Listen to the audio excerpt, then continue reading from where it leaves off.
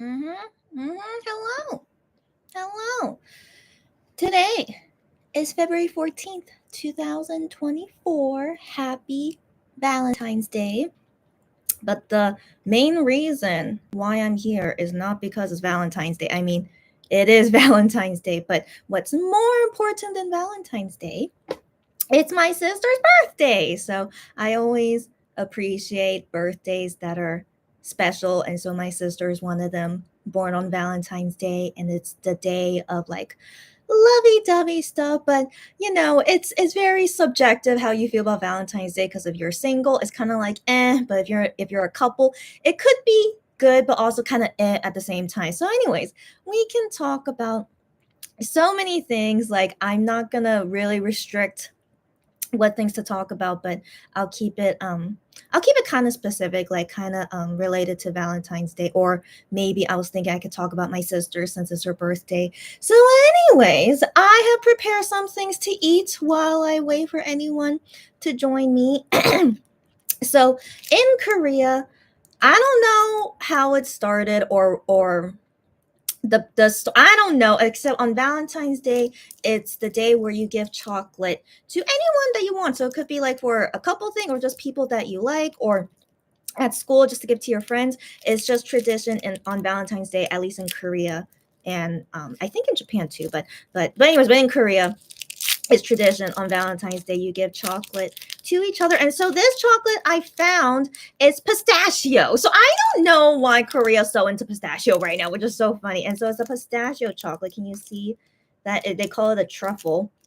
I don't even know what really is a truffle, but it has pistachio images on it. Yeah, there it is. And it's, I honestly cannot taste the pistachio in it. See, look, and it's just regular chocolate looking thing.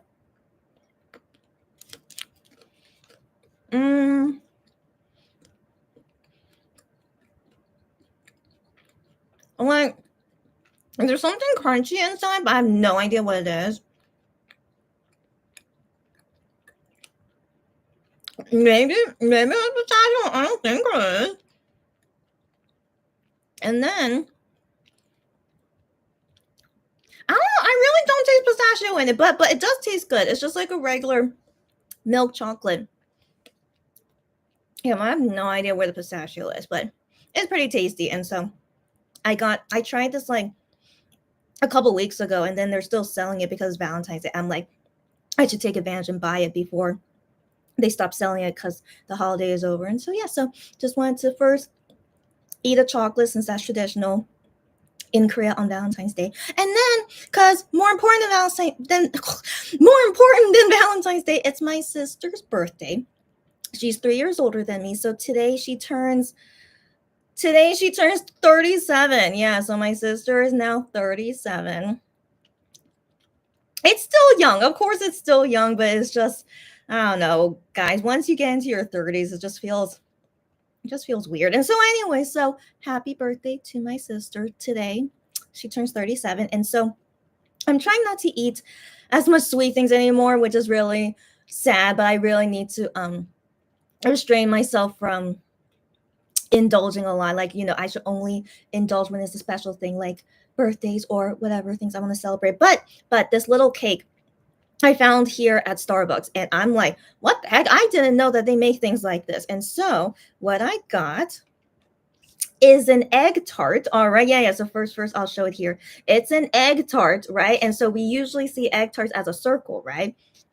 For some reason, they decide to make an egg tart that's a long rectangle. It's my first time ever seeing them make or sell something like this. Yeah. I don't know. Starbucks in Korea is wild. I don't know. They're so creative with desserts, I guess. But I'm also like, who thought of this idea? Let's make an egg tart into this long rectangle. I don't know. And so anyway, so I'm very curious how it tastes like, but it does smell good. But yeah, I'm curious how it tastes. So far, this bread is like kind of stiff. Oh no, but it's also soft a little bit. Hold on. I'd rather rip it than bite into it. Oh. Okay. So it's like typical egg tart style, just in a different form. Okay. It's interesting.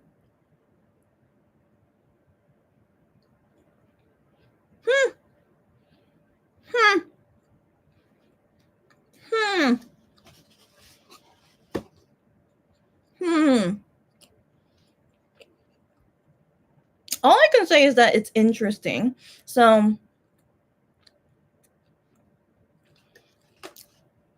a typical egg tart would have a lot more cream in the middle. So this doesn't have a lot of cream in the middle. Hmm. Hmm.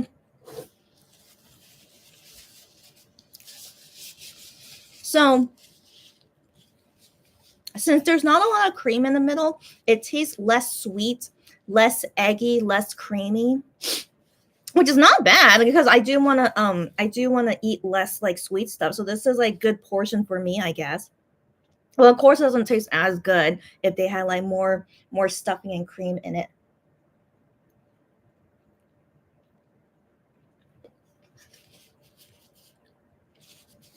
But the bread around it is like the typical tart that an egg tart would be. Yeah, it's just okay. It's just okay. I think it's satisfactory enough. If you're craving an egg tart, this is satisfactory enough, and it's not super overbearing since it doesn't have that much cream in the middle. Yeah, it's just okay. Yeah, it's just okay, but I'm okay with that. Yeah, yeah. Compared to like eating like a big piece of cake, like this is like very good portion for me to control my sweet eating habits. Yeah. Yeah. So those are all the snacks I wanted to prepare, and I might snack on my egg tart throughout this live. And so, oh, by the way, right now the time here in Korea is 8:50 p.m. Excuse me. So I just wanted to chill before I have to go get ready to go to sleep. I guess for now I could just update how life has been for me. I can't even remember when was the live. I did only a short live where my mom suddenly wanted to take me to a fish market. That's right. That's right. I could just update since the last time I talked with you guys, which was Lunar New Year. This past Saturday was the actual lunar holiday, and I chatted with you guys then. And then the long weekend, it was only a 4-day weekend. It's not super long compared to past years. We had much longer than this, so it's kind of a little bit short, like compared, but this is like typical. I want to believe this is like typical to have a 4-day weekend, but we've had years where it's like a lot longer than this. But it just depends on when Lunar New Year falls on that year. So since this year it lands on a Saturday, so it's like can't really have it be too long and just a regular 4-day weekend. So it just depends on things like that. So Lunar New Year weekend was until Monday, so most things were closed all weekend since everyone wants to celebrate having the day off and with their families and stuff. And so my mom was like, let's go to a fish market on all the way up to that, near Incheon. So it's like pretty far, not far, but it's quite a long drive to get there, at least from where we live. And I'm just like, what? And so I'm like, I was expecting like we were just gonna relax and I could just catch up on work and just do whatever. That was my plan for Sunday. But then she's like, no, let's go. And I'm just like, okay. And so the thing is, we don't have a car. So my mom's friend. And so you might see him often when I'm hanging out is that my mom invites him to come with us because he has a car that can drive us. And so to go to this harbor, you cannot get there. I mean, you could by public transportation, but it would take forever. It would be kind of difficult. So to go to this harbor, it's so much easier to drive there. So my mom asked her friend to join us and we drove there. And yeah, by driving took an hour. All right. And so that's pretty long. That's pretty long. And so that's how, it was just so I'm just like, is this really worth it? But I'm like, it's okay. I should technically enjoy like, this break time of the Lunar New Year. And my mom always wanted to go to this harbor thing. And so this harbor has a big fish market there. And so she wanted to eat lunch there and buy some seafood there as well. I'm just like, okay, I like seafood. My mom loves seafood too. So if you guys saw the live, like my mom loves any kind of seafood. So she ate sea squirts, she ate a sea cucumber, she eats the whole fish head, like everything inside the fish head. She loves all the seafood. And so she's really like a I don't know. I don't know. Can I call that a real Asian? But I don't know. But you guys get like, as an American, I can't really eat such exotic foods, you know. But my mom grew up eating this stuff since she was a kid, and she's always been a huge fan of seafood, and so she just ate everything, and I'm just like, okay, mom, cool, cool. Except, yeah, but for me, I really do like seafood, but usually only the fish. So only fish stuff I'm a fan of. Shrimp is fine. What else? I'm not a huge fan of crab, even though, yeah, I went with my for my mom's birthday, crab and lobster, but I'm not a huge fan of it. But I could eat it, but I'm not a huge fan of it. And so fish is my favorite seafood. Yeah, I think that's it. Of seafood. I think so. Yeah. Yeah. And then so anyway, so yeah, so it was still very enjoyable for me. It was very fresh seafood as well, because it was at the fish market. And yeah, so my mom enjoyed it. And then, yeah, we did a little shopping, and then I showed you guys the street food. Like, we got this seashell thing. That was very interesting. That was my first time actually eating it. And so it tasted like a little fish inside. And so I thought that wasn't bad, but just difficult to eat it. And then we also ate hot dogs. So I don't know if you guys remember, but Wano's YouTube channel is Ohoho. And so he calls the viewers hot dogs. And so I don't know. He hasn't like talked about them forever, but I was just like, oh my gosh, that's also like a Wano thing. And so I was like, oh, yeah. So anyway, so hot dogs in Korea is always delicious. And so that's a typical delicious street food that everyone likes. So yeah. So then that happened, and then Monday, what did I do on Monday? Monday, I think that was when finally I was able to just relax, and my mom like suddenly didn't want to go anywhere, and so we were just relaxing, and so I just had to finish as much work as I could. But the thing is my physical condition these days is not super great.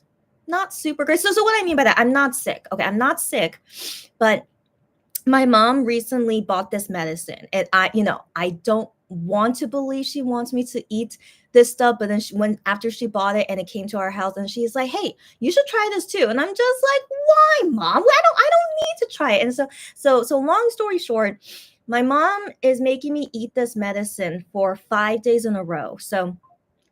So for these 5 days, so tomorrow is my last day eating it, thank goodness. Okay, so I don't know what kind of medicine is it, but it's something that's helping to clean your intestines. And so as it's cleaning my intestines, which I assume is a good thing, and I really hope this, whatever this thing is, it really is helping my body. But my mom attests to it. She's like, it really is good for you. And I'm like, okay, I'll trust you. Anyways, but I can't trust everything my mom finds, and I don't know. But anyways, I'm trusting her, and like I'm still young and healthy. It's like I want to believe that my body will be able to handle all these things. And so anyway, so this thing is like cleaning out my intestines, and not to be graphic, but it's like kind of painful. So like, as you can imagine, it's something that's like cleaning out my intestines.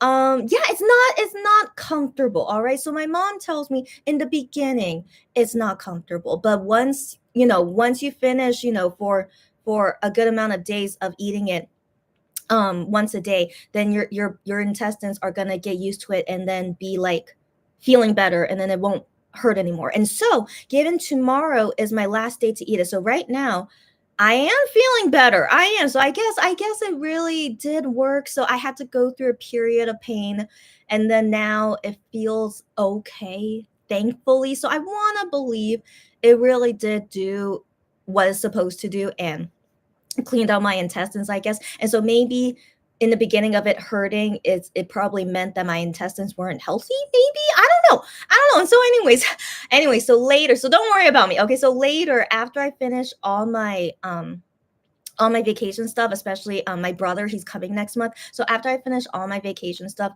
then I'll go do a full body exam at the hospital, and like they will check everything, including my intestines, and make sure that I'm okay. So don't worry about me. But as far as I can see, I feel fine. I feel fine, but it's just this thing cleaning out my intestines was just a pretty rough on me earlier this week, and so I'm just really, really happy to know that tomorrow is my last day of eating this thing. And so today, yeah, I felt kind of like still kind of out of it, but I'm definitely feeling better than I was a few days ago. So yeah, so I think, yeah, earlier this week I was just kind of like in and out of consciousness, if you guys get me. Like I'm still doing like normal stuff, but because of this intestines going on is like I can't really remember, it's just that kind of feeling. And so anyways, but happy to update that now everything's feeling better and I'll be done eating this thing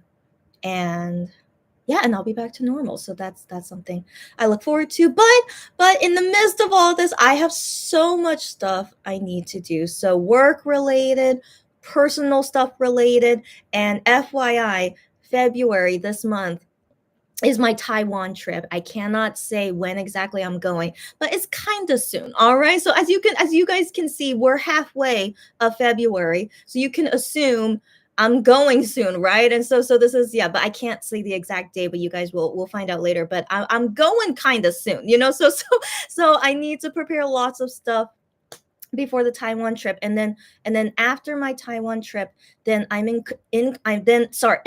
I'm in Korea for a few days, and then I'm going to Japan with my brother, so it's one thing after another. Is going to be a very hectic time, and so because of this, I have a lot of things that I need to do now before I go to Taiwan. And so this live, I should not be doing it for long, but I just want to at least update as much as I can, and also just kind of celebrate Valentine's Day and birthday. I don't know. I'll try to end on a good note on something. And so just bear with me as I try to organize how to go back. So hi girl, what's up, girlfriend? Stephanie, long time no see. What is going on? You must have so many updates for me. What's going on, girlfriend? Okay, and you too. Happy Valentine's Day. And I miss you more. Where have you been? What's going on? Did something happen? Did you go get married? So FYI, Cherry's like biggest update is that she recently got married. And so I just wonder if any of you guys have big updates of what's going on. But yeah, I mean life is wild, I know. And so the medicine it doesn't taste like anything. So it's not liquid, it's like little pellets. Is that the right? It's like not a pill. It's not a pill, but they're like tiny little pellets, and so it doesn't taste anything when I swallow them. I don't chew them. I swallow them. Yeah, I don't know. Again, I'm not sure. I'm really not sure what is this. I just have to trust my mom, when she tells me to eat something. I can't really say no, mom. I mean, I could, but she would like not feel good when I say no to her, and so I'm just like, okay, mom, and like she's been eating it and she says like it's really good, and so that's why she recommends it to me. And so I'm like, but mom, you're like 30 years older than me. Maybe it's good for your age, but maybe it's not good for my age. We don't know. But still, I'm not really young anyway. So she's saying like, yeah, at your age anyway, you should be doing these things. And I'm like, okay, mom. So anyway, so I trust her with this, and she tells me it's all fine. Like the pain I went through and whatnot, she tells me it's all normal and fine. And I'm just like, okay, mom. But as she said, it's supposed to get better as the days goes on. And so today it really does feel better. So I'm like, okay, so surely I'm fine, and my intestines is all okay. And then later when I can go do my full body checkup, I'll have them check my intestines to make sure I'm okay. So, and surely I am, because I am still young, but still, you may never know. And like if they catch something early, like better catch it early than later. And so hopefully my health checkup will be okay. So yeah, so no worries, but definitely whatever this medicine is, it's just really, it's really interesting. It's made in Korea, and like I don't know who invented it, but it's just very, very interesting. Oh my gosh. Okay, no, nothing happening. Okay. Wait, what's happening? Wait. Why are there so many things happening? Hold on. So is this from the Monster X Twitter account? Okay, so it's just a short of Shonu in New York. Okay, and then has a new video of him filming that performance with Hage. Okay. Oh my gosh, it's just okay. I was wondering if they would post anything for today since it's Valentine's Day, but none of this is like Valentine's Day related stuff. So it's just like regular updates about them. But okay. But yeah, Shonu did his runway thing. Yeah, we could talk about him in 1 second. And Stephanie says stomach issues are always a pain in the butt. Got that right. Sometimes literally got that right, but hopefully you'll feel better soon. Yes, I am. So right now I'm still feeling like kind of woozy. Like it's hard to explain what how my condition is right now, but I've been eating this medicine for a few days now, so I feel woozy, but not in as much pain as it was in the beginning. And then after I finish the last one tomorrow, then I should finally be back to normal, like maybe by next week, surely. But I'm fine. I'm fine. I'm sure. I want to believe this medicine really did like do its job, and I surely am healthier because of it. I want to believe, not worse. That would be terrible if I'm worse because of it. But I want to believe my intestines are happy from this medicine. Let's hope so. Yeah. Into I you know what can we do? Okay, all I'm doing is just updating about my life. But yes, this is an interesting topic for Valentine's Day. Sure thing. Yeah. Oh my gosh. But I hope you're having fun with me. But also, yeah, feel free to stay as long as you can. No worries. I mean, Stephanie, you've been gone for a long time. What if you did get married? I don't know. And so anyway, she said, no, you've just done a big 180. Okay. And now you're more social in real life than online. Wow. Which is a little sad for your online friends, but you feel pretty good. I mean, nothing wrong with that. There's nothing wrong with that.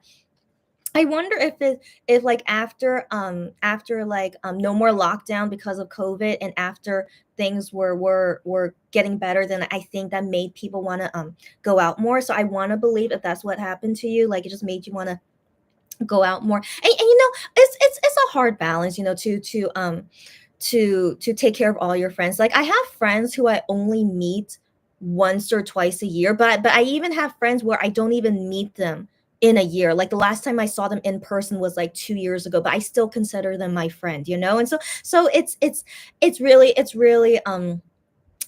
to you, and then how you guys feel as friends. You know, so it's very subjective in my opinion, whatever works for you, so don't feel bad about it. But definitely right, so you've been very busy with the offline social life, and so that's why we don't see you online often. This makes sense. But you feel good, that's most important. I'm glad to hear that. You finally got diagnosed for chronic disease that you knew you had since 6 years ago. So hold on a second. How come it took them this long to diagnose you? That's number one. But only share if you're okay to share about it. But finally they diagnosed you with this, which you knew you had for a while, and you're now on disability, so you get more money from now on. That's wonderful. That is great. Okay, so I don't know what took them so long, but feel free to share whatever you have. But whatever you're going through, I don't know how serious it is, but as long as you're happy and as healthy as possible, great to hear. All right. And then getting money from it, because I assume it limits like how much work you can do. So whatever is going on with you, as long as it's all good and the best that you can be, right? That's all that matters. So thank you for sharing. Yeah. Whatever update you want to give me. That's a big update now that I think about it. And so my biggest concern is that, are you like physically okay or mentally, as long as you're okay. So that's most important for me to hear. If you're just, yeah, if you're all good. Okay. Wow. Yeah. So I mean, on the topic of Valentine's Day, and I mentioned this in my last live because I wrote down what is my bucket list for 2024, you know, getting inspired by Juhan's video.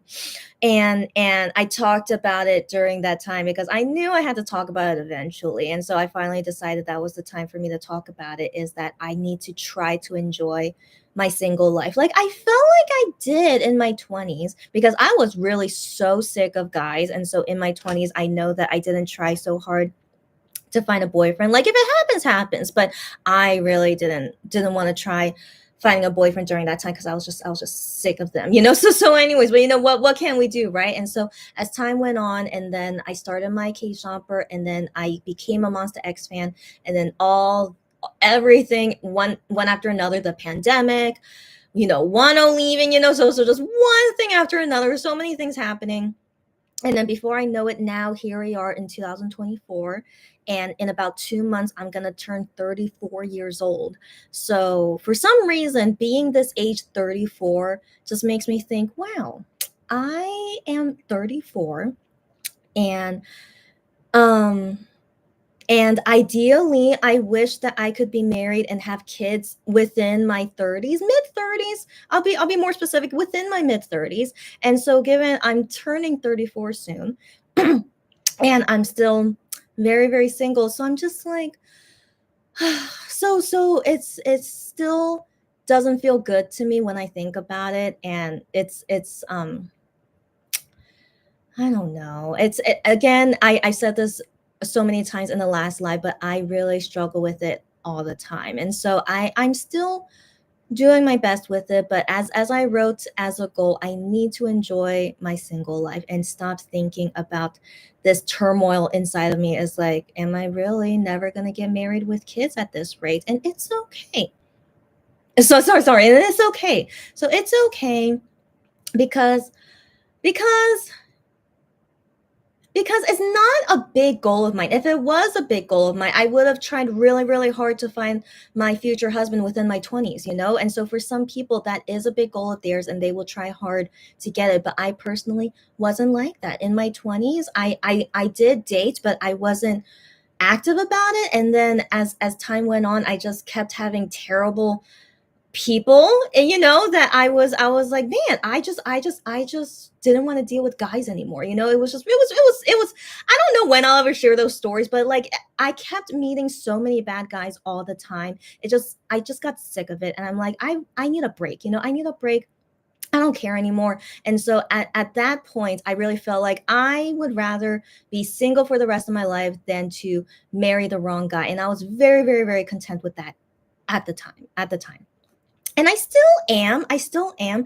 I still do not want to marry a guy that I don't really like just to get out of singleness. I definitely would still never, never do that.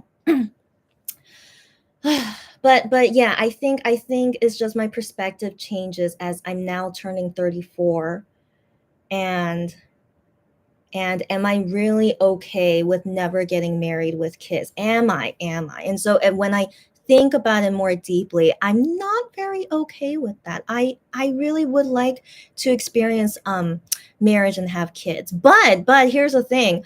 I don't want to do it right now. Okay, so let's say I meet the guy tomorrow. And then I don't know how quickly things would be when we get married and have kids, but I definitely can't do it right now. But I mean, ideally, if I do it right now, that's a good timeline to be in.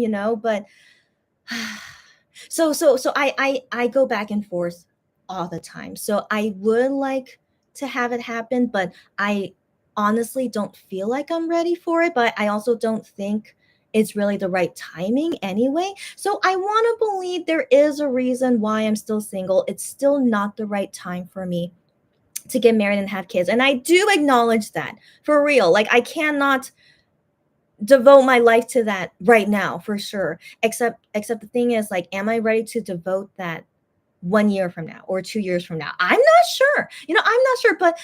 But just being in this age, and I'm limited to how many eggs I have. I just, yeah. So it's just I don't know. I don't know. It's Yeah, I struggle with it. And like, I don't really know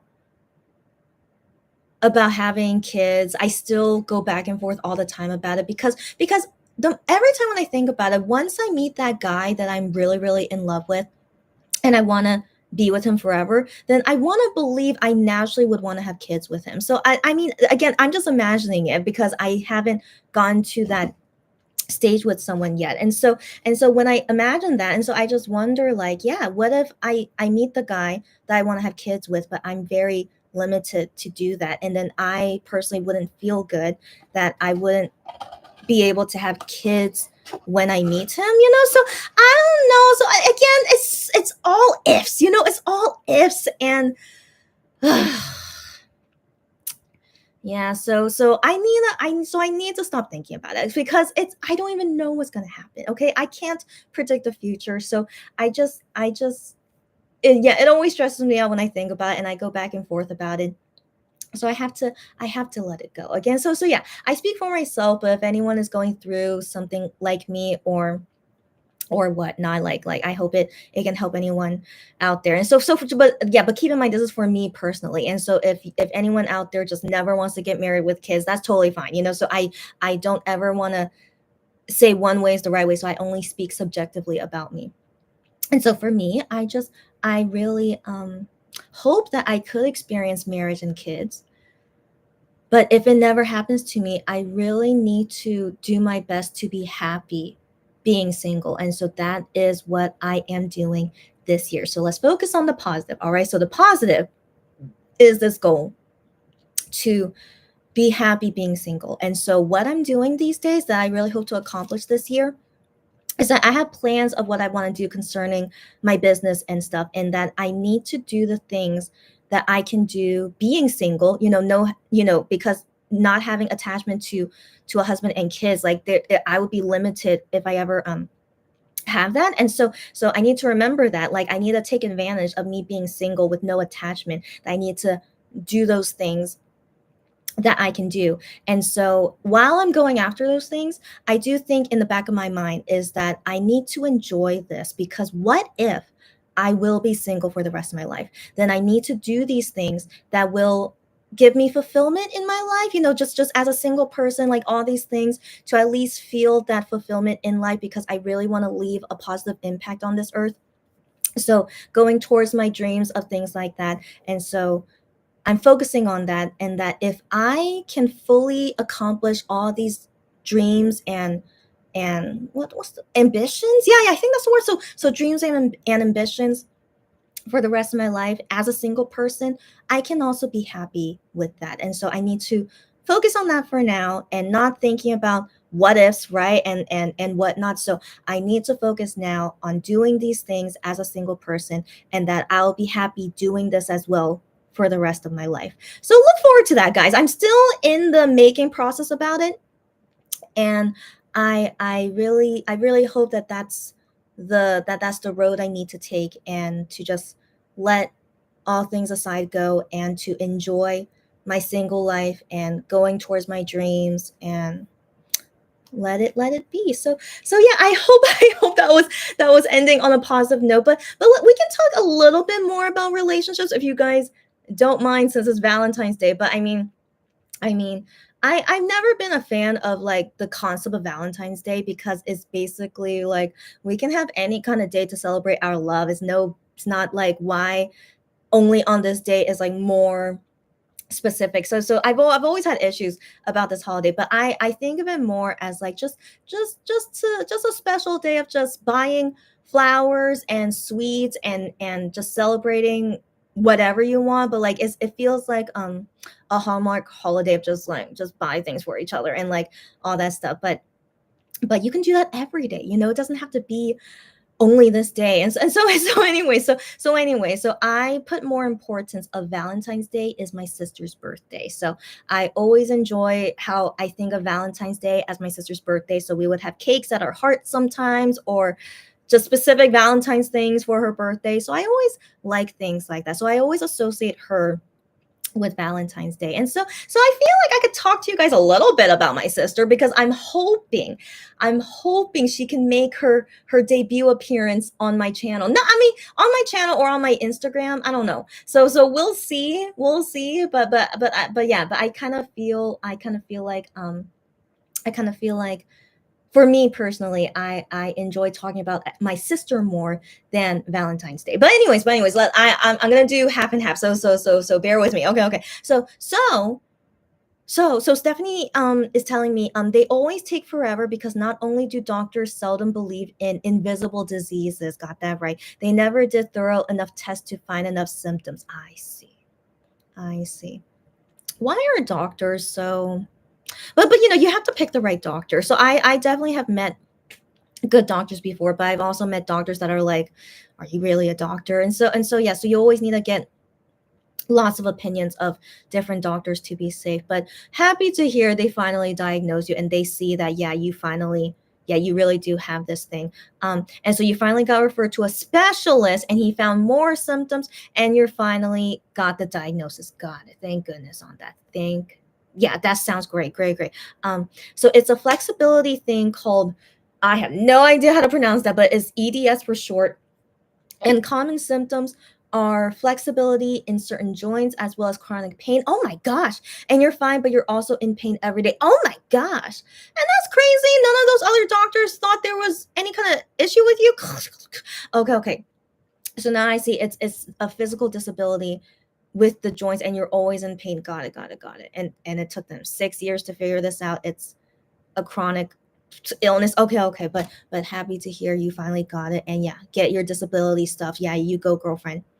Okay, okay, okay. So she tells me don't worry. Okay, okay. I shall not worry if you tell me that. Okay, you said you understand the anxiety of not finding a good partner. Oh, sorry. I thought you were talking about your health. Okay, okay. So now changing topics. So don't worry to me about finding my future husband. Right. She says I understand the anxiety of not finding a good partner, but it will happen to you eventually. You're so kind to say that.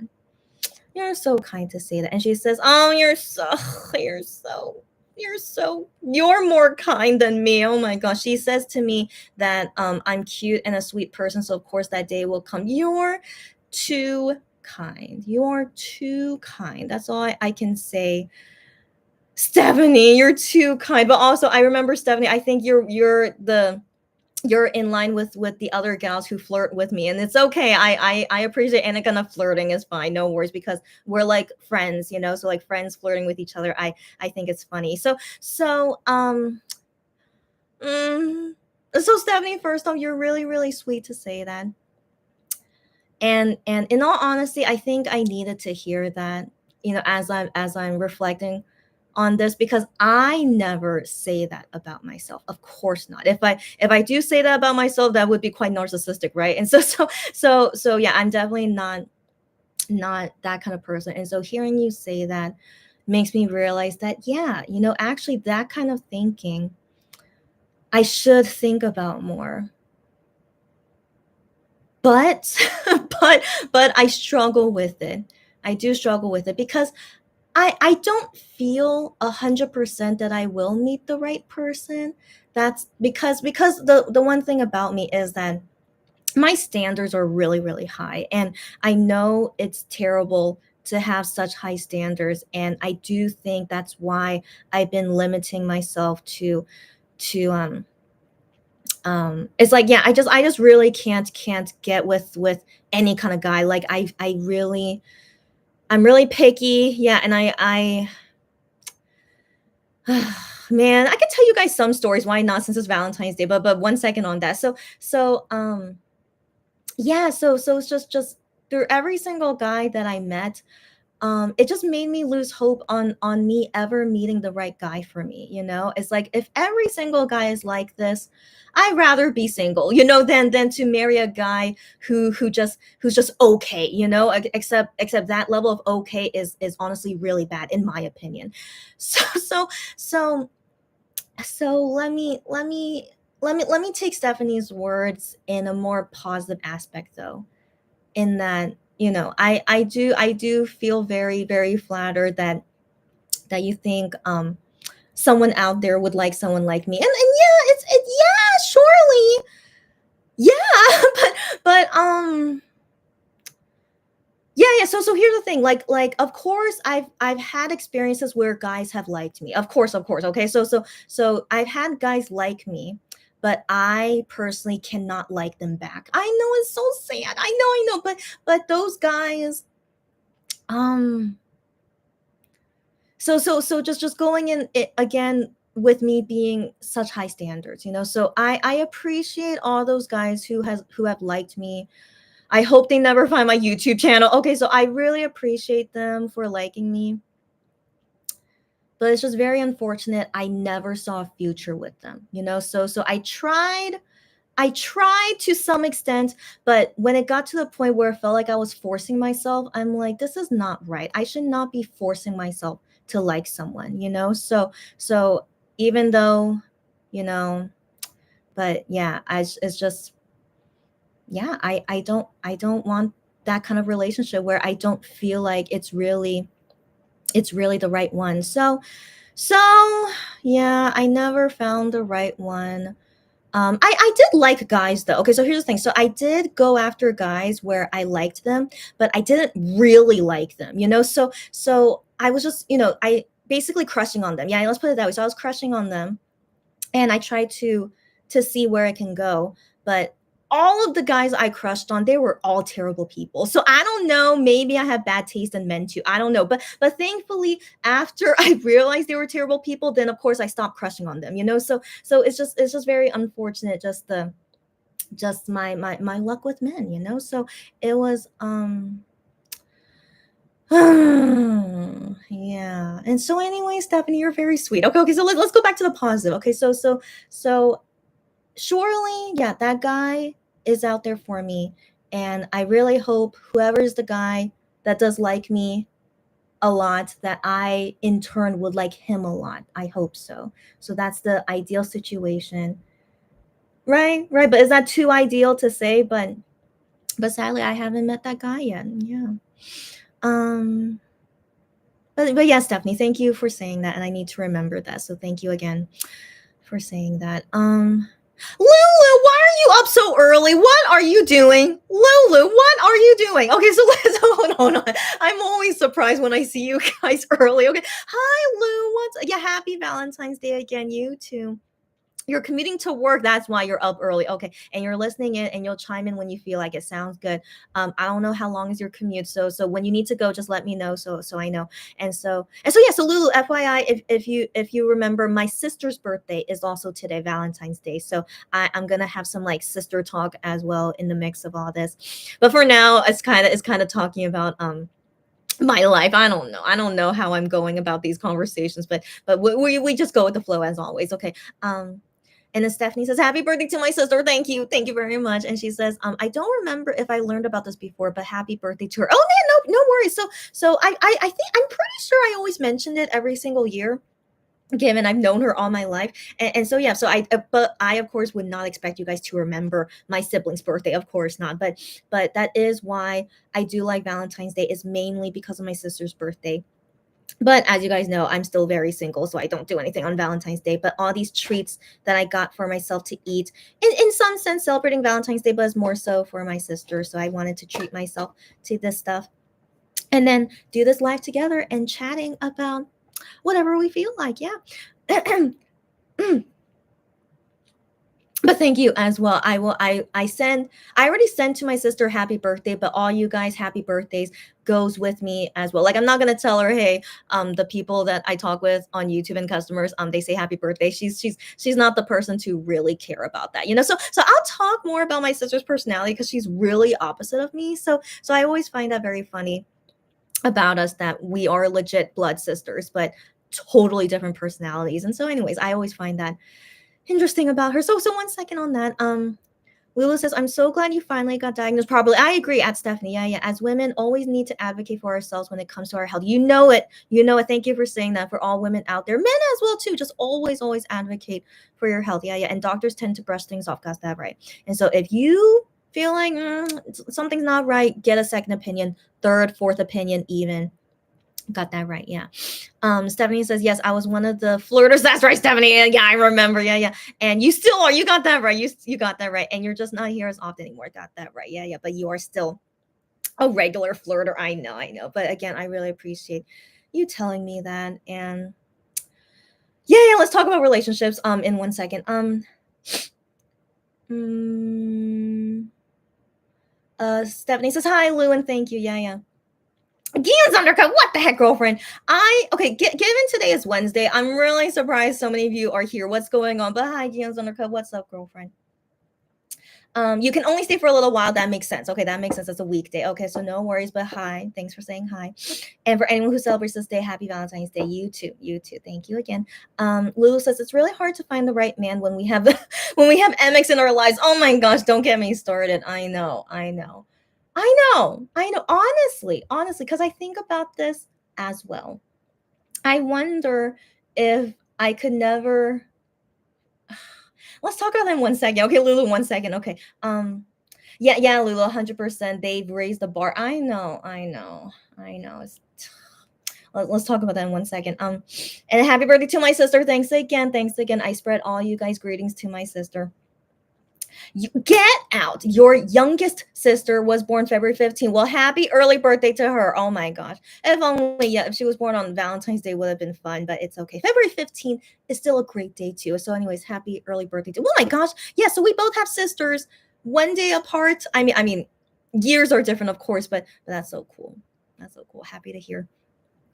And then yeah. And then Gianzonarka says happy early birthday to Lulu's sister. Yes, yes.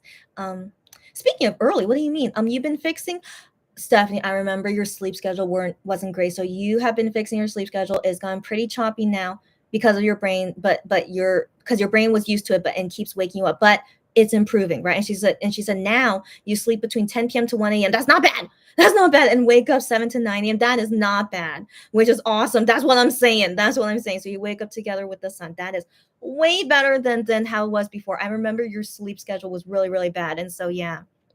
Good. Oh, Stephanie, I'm glad to hear you're doing so well. Again, I don't see you often, but this is like a really nice update to hear from you, especially on Valentine's Day, on my sister's birthday.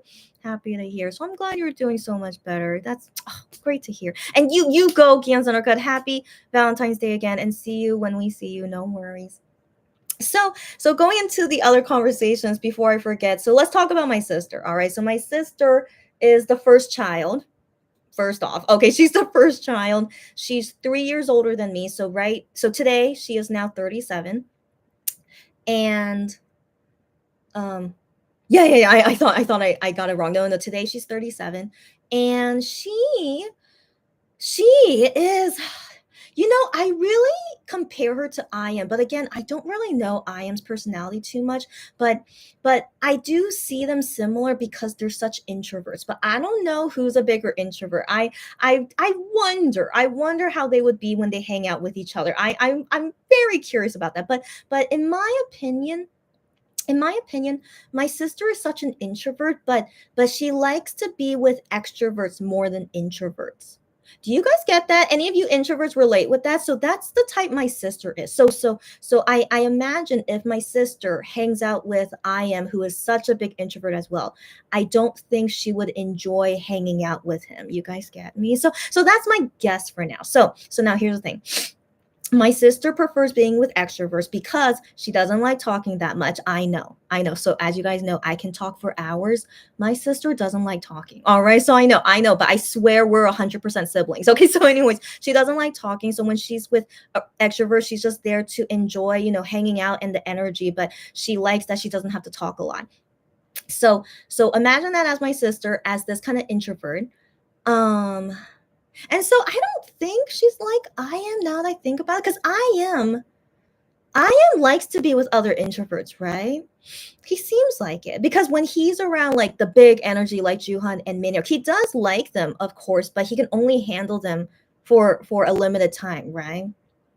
Yeah. But my sister's the same. Okay. So my sister, as I just mentioned, she likes to be with extroverts, but with someone like me. Okay, so me being such high energy. So this has happened many, many times in our lives where I hang out with my sister, I don't know for how long, and just with all this energy that I have, she gets tired so quickly when she's around me. And I understand, I really understand. But I personally, struggle with that as well because I want to hang out more with her. Why wouldn't I? I'm an extrovert, but also you're my sister. But I had to deal with it where like my sister needs to stay away from me, and I understand, but it hurts, but it hurts. But I do understand, like after she hangs out with me, she's like, okay, I need to, be alone. And I'm just like, okay, and so it's an interesting dynamic. Like I wish she could handle all my energy all the time, but she needs to regain energy from being alone. Again, such an introvert, right? So yeah, so it's an interesting dynamic. But I mean, I can speak on my side as well, is that to be with someone, hanging out, I mean, with my sister, and she doesn't like talking, it's it's frustrating for me too, so like I'm having a conversation with her, right? And it's an important conversation in my opinion. Yeah. It's important what we're talking about, but she doesn't speak a lot. I know, it's like, how can this person exist? That's my sister. All right. So like she would speak when needed, but I'm like, dude, can you like say anything like in response to what we're talking about? Like I don't know. She's really really unique. And so because of this of her personality like this, me and her have definitely fought a lot. Like me just like wanting to tell her like, hey, we have to deal with this issue, we got to talk about it. Like that's me, I'm an external processor, I need to talk about it, we got to figure this out. But she is like, I can't handle this, she would rather run away, she's kind of like that. But she understands me that I need to talk about it, so she will come out of her box and talk to me. But it's such a struggle when she doesn't respond often, right? And so I always have to ask her, like, what do you think? Or like, what, you say something now. It's like, blah, blah, blah. So it's, yeah. So it's, oh my gosh. So I think that's a clear, like, understanding of me and my sister. We're such opposites. The only thing we have in similar is that we come from the same mom and dad, the same last name. Um, that's it. Okay, so we weren't even born in the same city, So yeah, but we were both born in USA, but not in the same city. Anyways, yeah, and that's really all we have in common. But I still appreciate her as a sister. She has definitely helped me through lots of stuff. I mean, because of her, my K-shopper got created. So always keep that in mind. She's the reason I started my K-shopper. So I still thank her a lot for basically catapulting my life into this. But I'm so grateful that it has worked out. It's crazy. It's crazy. I would have never thought of this on my own. And so I'm still very thankful to her that I made my own company. Um um Mm, but like there's things between me and my sister I can never tell you guys. But but it's her life. Okay, so I think that's the brief as I could say. It's her life, and of course she's not gonna listen to me as the younger sister of what she wants to do with her life. But I mean, she's not doing anything bad, nothing like terrible. Okay, so like if she was doing something really really terrible, of course I'll do my best to stop it. But she's not doing anything terrible. I just think she's still immature in a lot of things, and I don't think she acknowledges that she's immature in those things. But as long as she's happy, as long as she hopefully will get through those things one day, because yeah, she's not a perfect person. And so just it's just like I can see she might have issues with her life in the future. But I will hope it won't happen, of course not. But I can't help but think, yeah, issues might happen in the future. But it's her life. It's her life, and I have to let it go. So that's the thing. Yeah, she's a sister I will love for all my life, but her life is hers, and I'll be here to support her when she goes through tough times, of course. But I can't help but think in my mind, this could have been prevented, right? I wish you could have listened to me, but she's never going to listen to me. I know. And so all I can do as her younger sister is just support her in whatever she goes through in life. So I feel in some sense, is she really like an older sister to me? But she is. She still has she still takes care of me as an older sister, but that immaturity in her, I can still see that. And so anyways, ending on a good note. I'm so sorry. So no sibling is perfect. All right. So I say that just to understand more about my relationship with my sister. But I do, of course, really love her a lot. And yeah, just have to let go of what she wants to do with her life. And and we'll see moving forward. Um yeah. Yeah, that's all I can say. So yeah, so happy birthday to my sister. I wonder what she's gonna do today. She hasn't like told me anything. I'll ask her later, but hopefully she does something fun.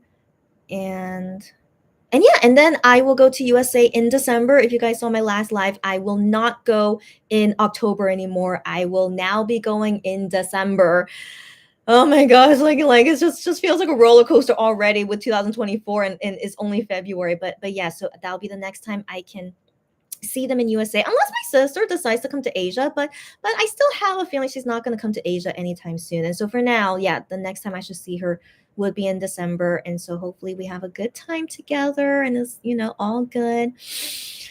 And yeah. And oh my gosh, but like when I see her in December, she's 2 months away from becoming 38. Oh my gosh, what the? Yeah, and yeah, time is too fast. Oh my gosh. And before I know it, she's gonna be 40, I'm just like, oh my gosh. Okay, so anyways, so yeah, so that's all to say about her on her birthday. Yeah, and then we'll just I need to stay positive and just hopefully, yeah, the rest of our lives, whatever happens, happens. Okay, so yes. So Lulu, we will talk about Shaunu later as well. Yes. Okay. So you like the first designer the most. I need to look back on those clothes again, but we'll talk about that later. You wake up at the times when you used to fall asleep. That's pretty good, Stephanie. So this is big improvement. So I'm happy to hear this. Awesome. And then Lulu says, Lulu, who is an introvert. So she says, I can hang out with extroverts to a certain point. Got it. And you are more social now than you were when you were younger. That's interesting. But I think that seems normal to happen. I would like to believe so. And the problem with being with extroverts is the talk too much and want to be the center of attention. Right. So if you don't like those kinds of people, then that's understandable. Yeah. So for my sister though, she doesn't like to be the center of attention. So if someone in this group wants to be the center of attention, she's like totally for it. She's like, go ahead, and she's just there just to enjoy the atmosphere and just hang out with people. So yeah. So you are definitely less introvert than my sister. That's for sure. Yeah. My sister is so interesting. Yeah, I'm just trying to think back, since I last saw her last year, has her personality changed? Because that was also my first time seeing her since 2018 was the last time I went to USA to see her. So was a really long time of not seeing her, and she's still, yeah, I can't say she really changed. No. I mean, during the pandemic, she must have been fine, being alone at lockdown. But I do also believe though, like she has some social tendencies. She's like she doesn't want to be alone all the time. She does like to be around people, specifically extroverts. So no,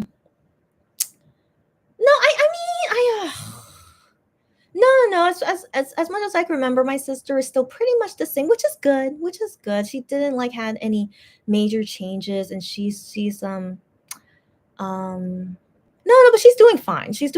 I just don't agree with her on some things, and it's not something terrible. That's all I can say about it. And and I wonder how she'll be once she hits 40 and then 50. I don't know. Yeah, but for now in our 30s, she's still pretty much the same. Yeah, but who knows? Yeah, we'll see decades from now. Stephanie says, "Oh, absolutely, it has a real yin and yang effect. Sure. Introverts can sometimes connect very well with extroverts. Yeah.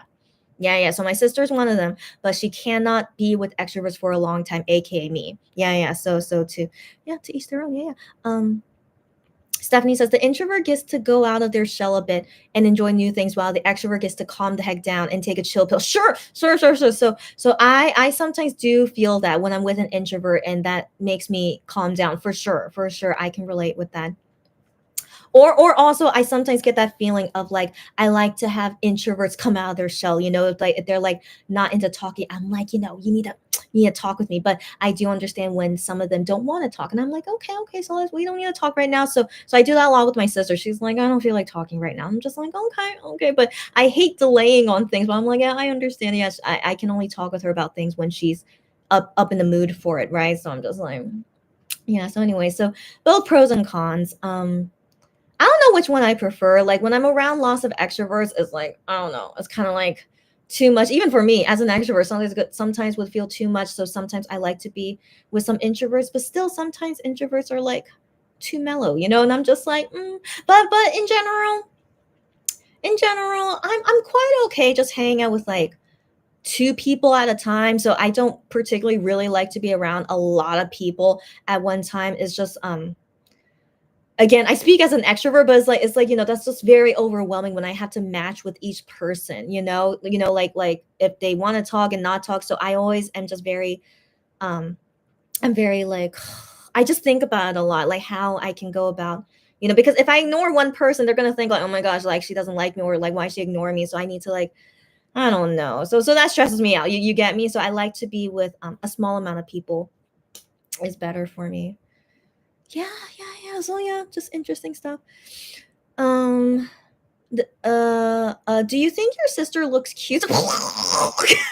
Because if so, then you have that in common too, Stephanie. The flirting. I can't handle your flirting. But long time no see, you're flirting. So it's nice, of course. You're so funny. Okay. So so it's hard for me to speak about my siblings' appearances because they're my siblings. But I personally don't think we're ugly. Okay, but I might still be biased. It would be terrible if I think my sibling looks ugly, right? So I don't think they're ugly. Um yeah, even to my sister, like we're both female, like I still feel weird calling her pretty or cute. That's just it just feels weird. It feels weird for me to say that. So of course, yeah, and also with my brother, just to talk about their appearance, I'm just like, oh, that's just really really awkward for me. But they're okay.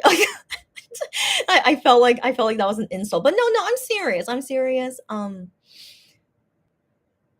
So keep in mind, my siblings don't really look like me. So my sister, me, and my brother, we all look like we come from different parents. I'm serious. I'm serious. So my my sister and brother kind of look similar, yet not really.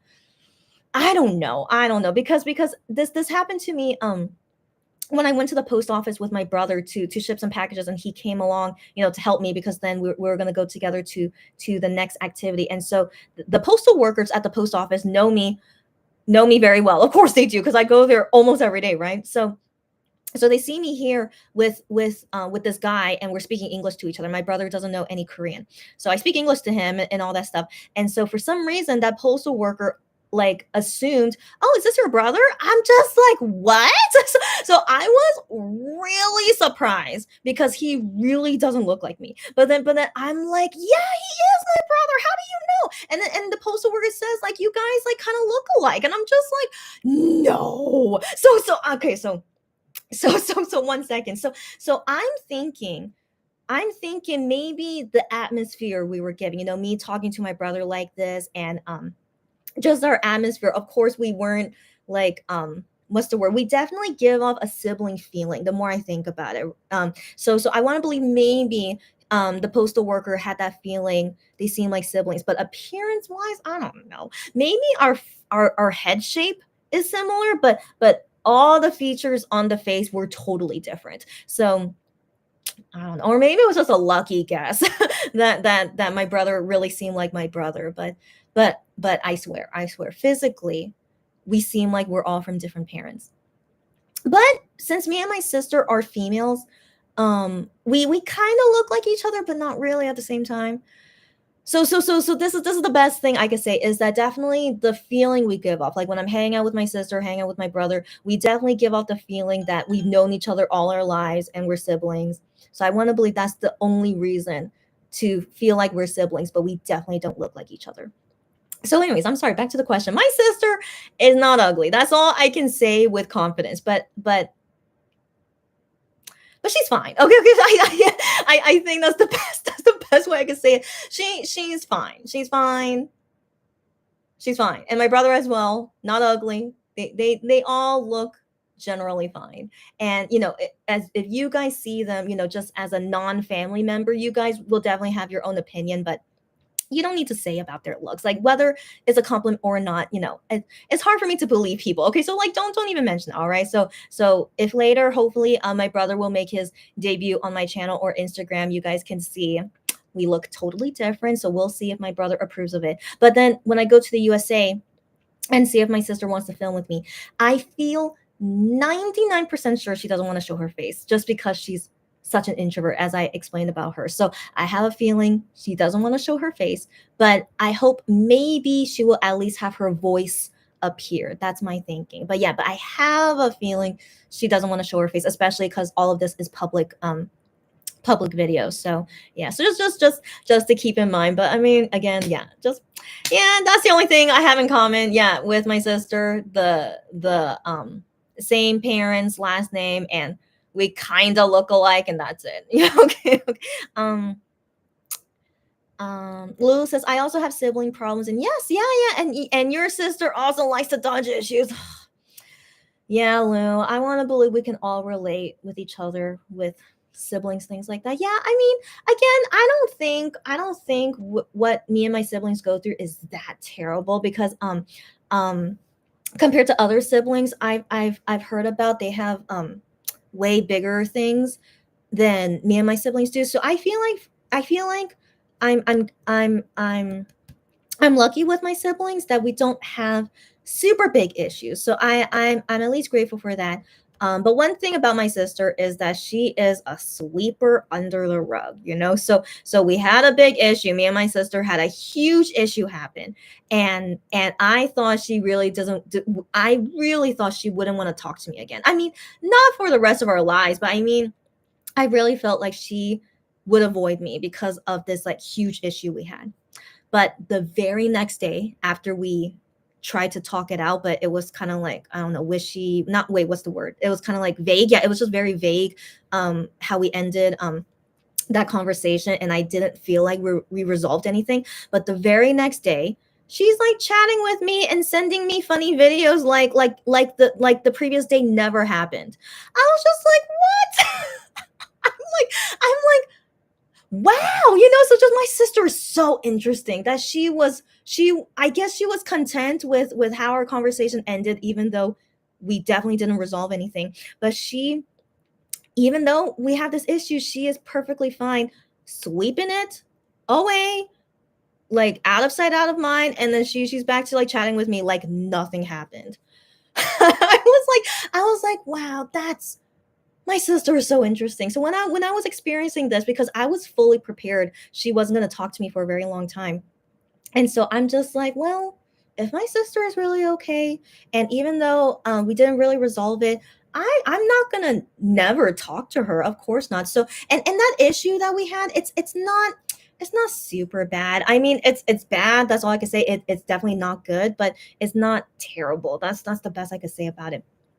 And yeah, and so I of course would love to talk to my sister just normally, and so I decided just go with the flow. If she's willing to sweep it, I sweep it with her, and moving forward, we're still okay, and I don't mention that thing anymore. Like, she clearly knows like we still have that issue whenever we see each other, but I never mention it, of course. But we're fine, we're fine. And down the road, if something happens, like, I'll just only be there for support, and I won't be like, I told you so. No, no, no. Like, that's terrible to say to any person. So but I hope it doesn't happen, in all honesty. And so yeah, but I will be here as her supportive sister, and that's all we can do about it. So that's also kind of how I was able to just let it go as well, sweep it away, and me and my sister are perfectly normal. Yeah. um and so, anyways, Lou, so you and your sisters, I can assume maybe, yeah, you relate with me with this kind of story. Yeah, and I relate with you too. Stephanie says, you are an ambivert. I can see that. And you have a calm nature. So people have told you all the time that they feel calm and comfortable when they hang out with you, and you're glad to have that effect on people. That's amazing. That's amazing. And so yeah, take advantage of that, and just yeah, go about what's up to your level of comfort. Because I think one of my friends is an ambivert, but she seems more introvert than extrovert, but I can tell she has both. But anyways, but yeah, but like, yeah, just according to how you feel, and yeah, how you make other people feel good. Good. Yeah. So wow, it's already almost 10 p.m. I wonder if there's going to be a video at 10 p.m. I mean, from Monster X, because it's Valentine's Day. But let's wait and see. Okay. So the next topic. Okay, so let's go to the next topic. So again, happy birthday to my sister, and she will never watch this video, as far as I know. She knows I have a YouTube channel, but she's not interested to see my videos. But if ever she stumbles upon this, hope she appreciates that I celebrate her birthday on my YouTube channel. So anyways, so now we can talk about Valentine's Day, which is a holiday that is mainly for couples, but it doesn't have to be only couples. I mentioned this earlier. You could give like presents to your friends, or at school, like the kids just give Valentine's to each other, and even like single gals, they would hang out and say like, hey, it's Valentine's Day, let's just hang out as single gals or men, right? And so Valentine's Day is very subjective. Like, you could do whatever you want on this day. And so for me personally, as Valentine's Day, I only see as my sister's birthday, but I can't help but think about relationships. So I feel like Valentine's Day is just a day to think about relationships. And so I've been thinking about that today, of it being Valentine's Day. And again, I've talked about it earlier, how I feel if I would ever meet my future husband anytime soon. So then back to that topic of like, because we also have high standards of being Monster X fan, and I do agree with that as well. I'm trying to organize how to go about this conversation. So one second.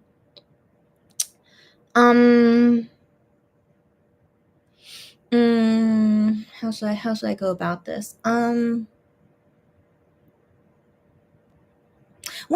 I said in conclusion that I will enjoy my single life. So don't worry about me. I will always struggle with wondering, will I ever find my husband? But I'm trying to deal with it, where like, if it happens, great, but if it doesn't happen, I'll do my best to enjoy and be fulfilled in my single life as well. But yeah, I do feel like it's going to be a lifelong struggle with me, but one day I hope to finally just let it go. But again, because I'm turning 34 is why I really think about it so often.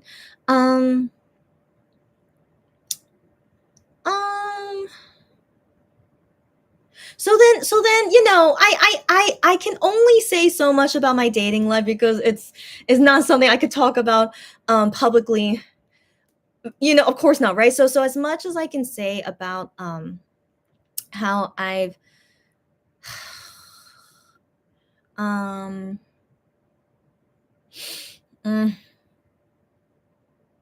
so my taste in men. Okay, let's talk about it that way. Okay, my taste in men, and it goes in line with Monster X. So my taste in men. So the first guy I ever liked was when I was in kindergarten. Does anyone relate with me? I wonder, but it was the first day of me going to school, kindergarten. So I was 5 years old. I'm pretty sure, physical age 5 years old. And my first day at school, meeting all my classmates, and one boy in my class, I was like, oh, he's kind of cute. And even at 5 years old, I already like felt attracted to another boy the same age as me. I still think that's so crazy, but I guess I've always been interested.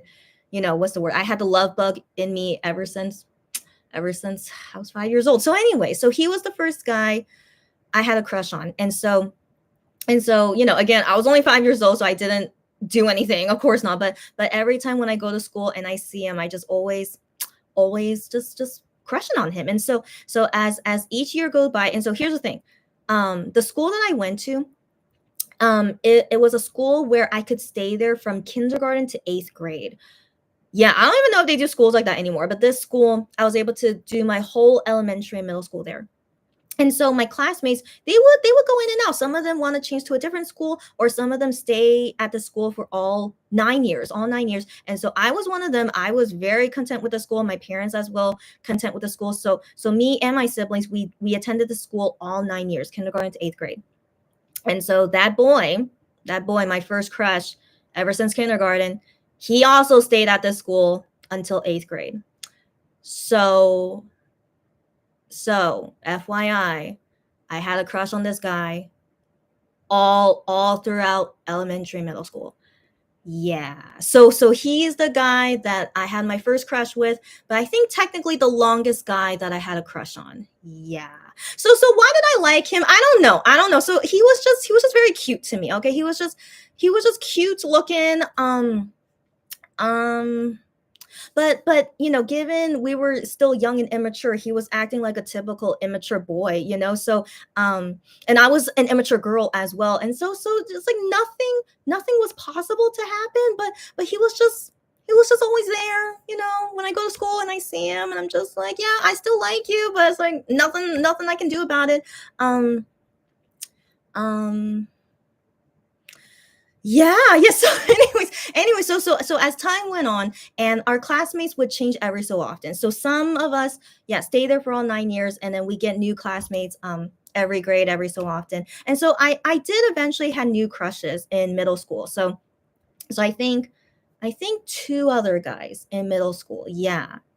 Yeah. So in middle school, there were two other guys that I felt like I had a crush on, but at the same time, I still liked the original guy, because he was still attending the same school as me. So it was just very complicated. Okay, so it was very complicated. Now here's the thing. Here's the thing. So that boy, the guy I liked since kindergarten, he apparently, I don't know if it's true, like we were in middle school. Okay, so he apparently started dating one of the other girls in our class. So apparently they consider themselves boyfriend and girlfriend, but we were in middle school, so I was just like, really?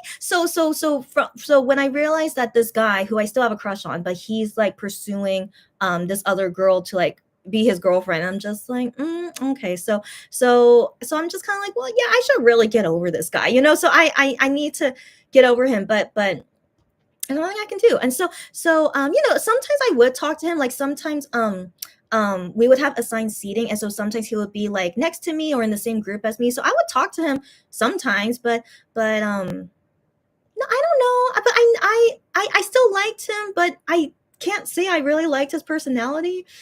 I don't know. He was just always just very confusing in my life. But still, I definitely still liked him ever since for that whole time until we graduated from 8th grade. Now let me end this on a good note. So thankfully, a few years later, we had a reunion of this elementary middle school class. So we had a reunion, and he was there. I don't know how old I was. I can't remember. I'm pretty sure in high school, but I can't remember how old I was. But yeah, it's been a few years, and so we had this reunion, and I see him, and he looks completely different. Okay, so I don't know what puberty did to him, like after middle school, but he looked completely different. And I think he was hanging out with some guys that kind of changed his personality. I don't know, because we're still so young, and anything can happen, but I definitely feel like he changed a lot physically, but also personality wise, with whoever he was hanging out in high school. And so at that point I was like, wow, I really don't like you anymore. He completely changed to a different person. So that's why you should not be dating people until after puberty. Okay. So it's crazy how that guy changed completely. All right. And so that was the last time I ever saw him. And then I went to college that was kind of far away from my hometown. So I only saw a few of my old classmates go to the same college as me. But that guy who I like since kindergarten. That was the last time I ever saw him, and I hope he's living a good life. But I'm always curious, my past classmates, how are they doing now? I wonder. Most should be married with kids, right? But yeah, but that guy, he sadly will always be in my memory of the first guy I crushed on and the longest one from elementary to middle school. So yeah. So anyways, why did I mention this? I need to conclude this. Wait. So let's just go through. Let's briefly go through my love life. Okay, so yeah, so elementary to middle school, of course, nothing happened, but I definitely crushed on guys, and that guy was the longest one.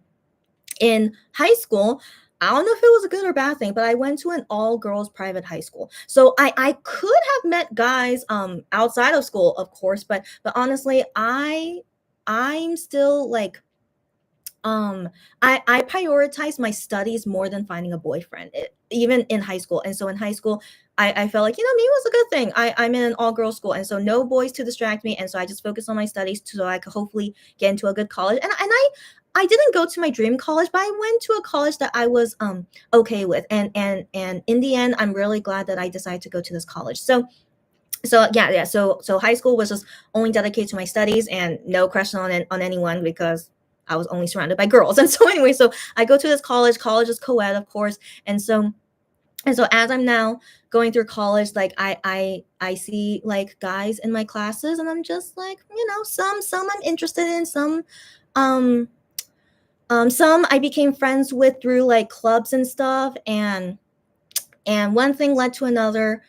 Some guys, no, what I mean by this, hold on, because I don't want to reveal too much of what I did during college, but in general, I met guys in college who liked me, but uh, so it's just it was complicated. All right, so those were complicated. I met guys that I thought were, I thought maybe something could happen, so I tried, but they ended terribly. So that's one side that happened to me. And I had experiences with some guys who were complete terrible people. So it's so basically throughout my college years, expecting that we were all mature, right? In some sense mature, but hopefully we could find a nice guy. But in the end, all my experiences that I went through in college was all not great, but they were good lessons. And in the end, of course, let's take the positive. They were all good lessons of how crappy men are. Okay, but I only met crappy men. But some guys I met were okay. I did. Some were okay. But just nothing sparked anywhere. So um yeah. So it was just kind of unfortunate. I just really have bad luck. That's the best I could think about this. And so now in Korea, all right. So I studied abroad in Korea for 1 year during college, and then I moved here 11 years ago. So now into this other side of my dating life. So I did try to date Korean men. Like they were not Korean American, nothing like that. They were real Korean men, and some of them knew okay English, some of them didn't know English. I had a variety of experiences. Mm, in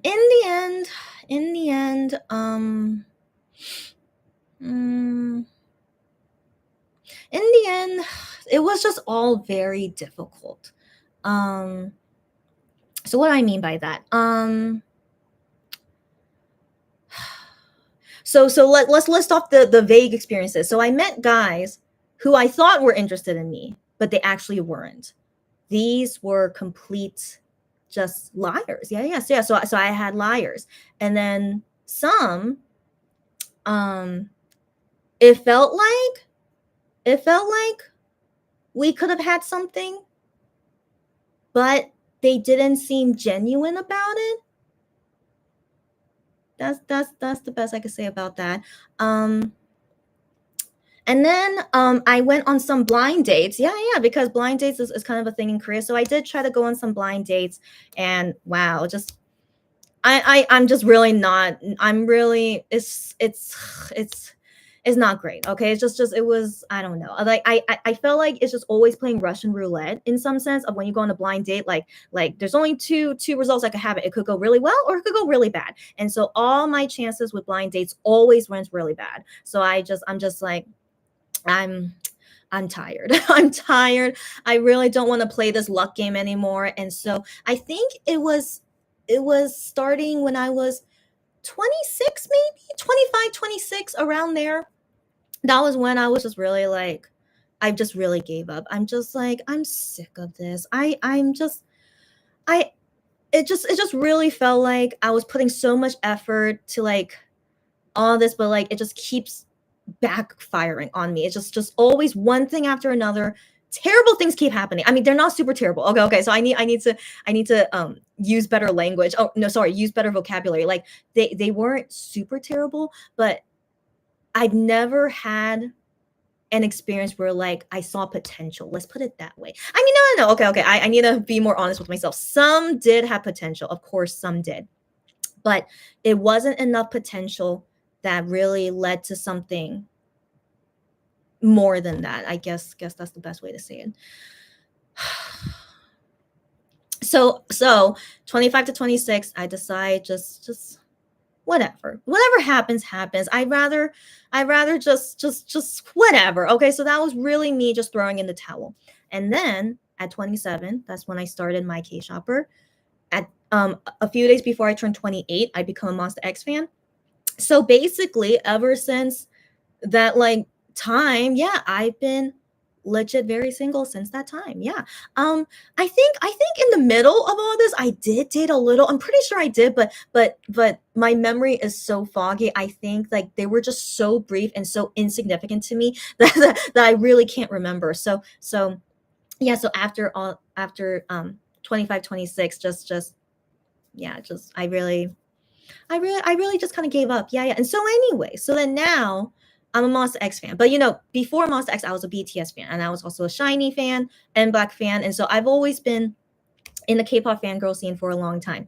And I always felt like the K-pop singers I like, they hold a standard to me of what I like in a guy. And so them being the standard, I have never ever, I mean, before I even was into K-pop, I never found these qualities in the guys that I dated until I was 25. So that time frame I had. So they kind of like, I can't say they hold a high standard for me. I just feel like, isn't there at least a decent guy?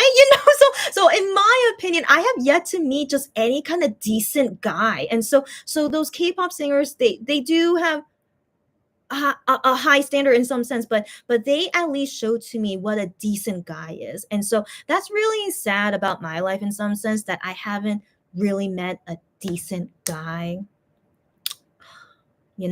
But I do have to say, though, I have some male friends in my life, but these male friends just it's just not gonna happen. Okay, it's just impossible. But also, they're all married. Okay, so I do have male friends in my life, and they are definitely decent guys. So I don't mean to say I've never met a decent guy before. Of course not. But I have yet to ever meet a decent guy where, like, I don't know, where I see a future with you. I guess let's put it that way. Where it's more than just a friend. I guess I mean to say that way. And so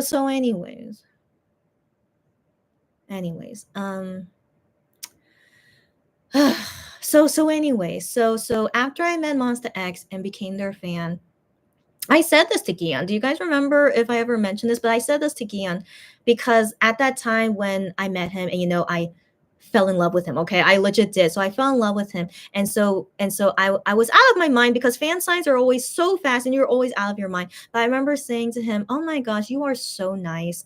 I remember because I was just like, I have like, it's been so long since I've ever experienced a guy being this nice to me.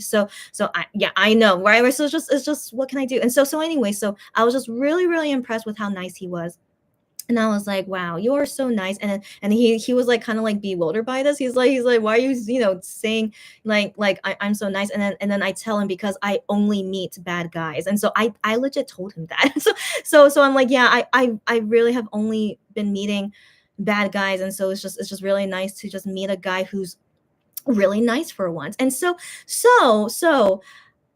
it's kind of complicated how Monster X is in my life, because I would like to believe there are many guys out there who are just as nice as Gion. I would like to believe, but then people say like, "Oh my gosh, you cannot meet a guy who's as nice as Gion," and I'm like, "Come on, no way." So I really hope like this kind of standard is not too high, right? But I don't know. I don't know. So going back to the MX life of being their fan and raising our standards. I mean, I feel like it's not really standards. It's like, how come we don't meet guys who are nice, caring, decent people, And so them as K-pop singers, of course they want to be nice, decent, caring people. That's kind of their job. So don't think about it too bad. They're not faking it, of course, but they know as a K-pop singer, they're not going to show that they're terrible people. So always keep that in mind, is like, if you don't have a certain job where you can just be yourself, like, we can never really know what exactly is their true personality, but I do want to believe, at least, like, them wanting to become a K-pop singer and then them becoming a K-pop singer, and then having to go about this life, and then they meet so many fans around the world, I would like to believe they grow into this nice, decent human being. And so that's why we rarely would see that in normal people, but we would more commonly see it in K-pop singers. You guys get me? So that's also my thinking of like, if only, normal guys can learn these things, but they of course will not become K-pop singers. So it's just guys out there, why can't you just be decent human beings? If only. So that's my that's my personal plea of guys out there. Yeah. Um now let's go back to my love line history. So I start my K-Jumper and become a Monster X fan, and that basically takes over my life ever since I started this at 27 years old. And so now I'm gonna turn 34 soon. And so these years I've had of being so single and being a Monster X 10 fan, going through the pandemic, I don't regret any of that. I'm still very happy with where life has brought me to this point of everything I've been able to go through and becoming MX10 fan. I'm still so unbelievably, like, I can't believe it. I can't believe it. And it has definitely grown me into a better person. Like, I definitely am not the same person before I was a Monster X fan. You guys get me? So I don't regret any of this, and I'm so happy with how I am now. And as I'm going through this life, I mean, here's the thing. Monster X technically, and I hope you guys get me, unless you have a counter argument for me, but Monster X technically cannot be here forever. So what do I mean by this? So number one, I hope, and I hope they don't ever feel limited, but I hope the guys will get married one day. I hope they do. But if they choose to never get married because they want to stay a K-pop singer forever and never get married, that's their choice. And I will what's the word? I'll support them as long as they hopefully are happy with this choice, right? But if not, and if they want to get married, I hope they do get married. And so when that day comes, if any of them get married, I think I'll be fine with it. I think, but again, I can't really say for sure. I have to experience it in person, but I would like to believe I would be fine with it. But in the back of my mind is that if me not able to get married, but then I see them get married, it's not gonna make me feel good. And I hope I'm not the only one that would feel this way. But yeah, that wouldn't make me feel good. So if hopefully I also get married and they also get married, then that's perfect. All right, we're like even, and like we could just enjoy each other, just as fellow married people, But I don't know if I'm really gonna get married. And so right now, as their fan, is so comfortable and fun. They're all single as far as we know. We don't know if they're dating. Okay, so as far as, like, they're not married, let's put it that way. At least for now, MX and One are not married. And for me, as a single woman, so comfortable to just continue being their fan this way. But I need to prepare for that time when, who knows? Yeah, I won't really enjoy being their fan anymore because some things will start changing. And so and so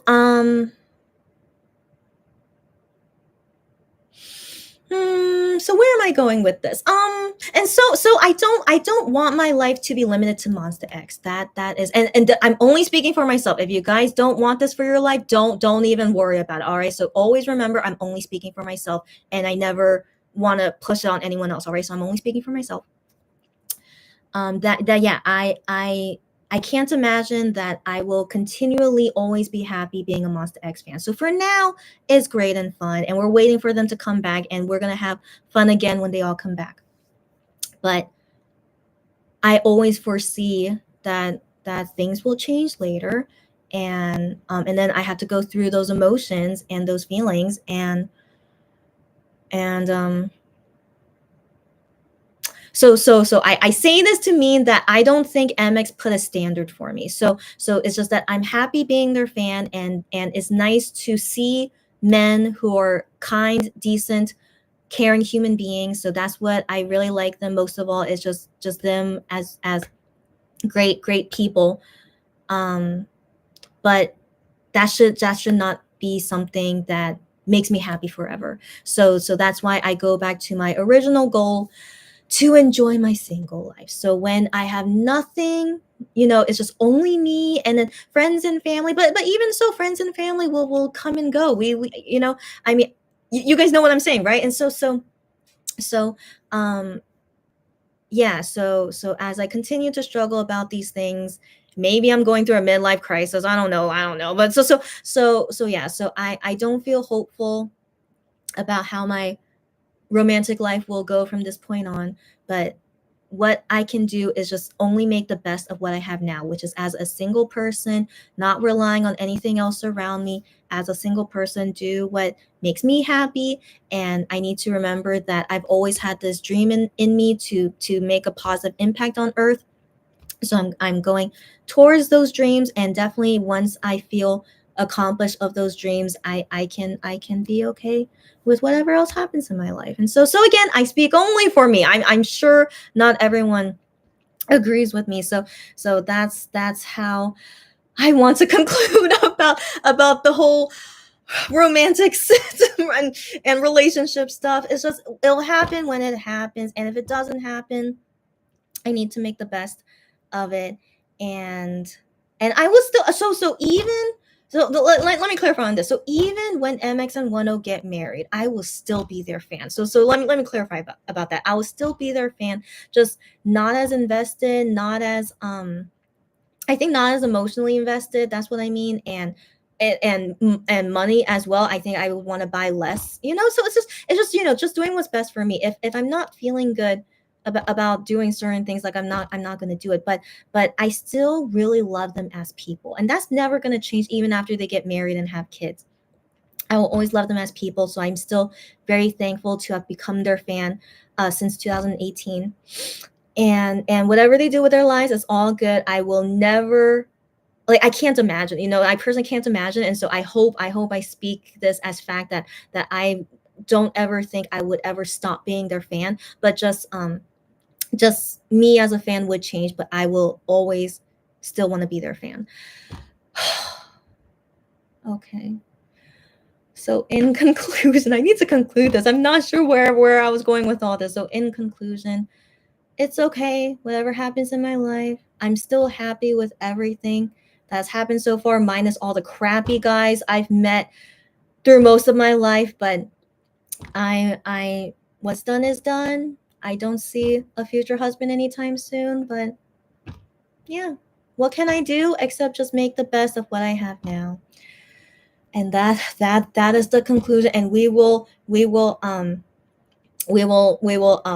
the word, because I'm losing my brain cells because of nighttime. So we will pick it up. We'll pick it up now. So let me see all you guys' comments and go from there.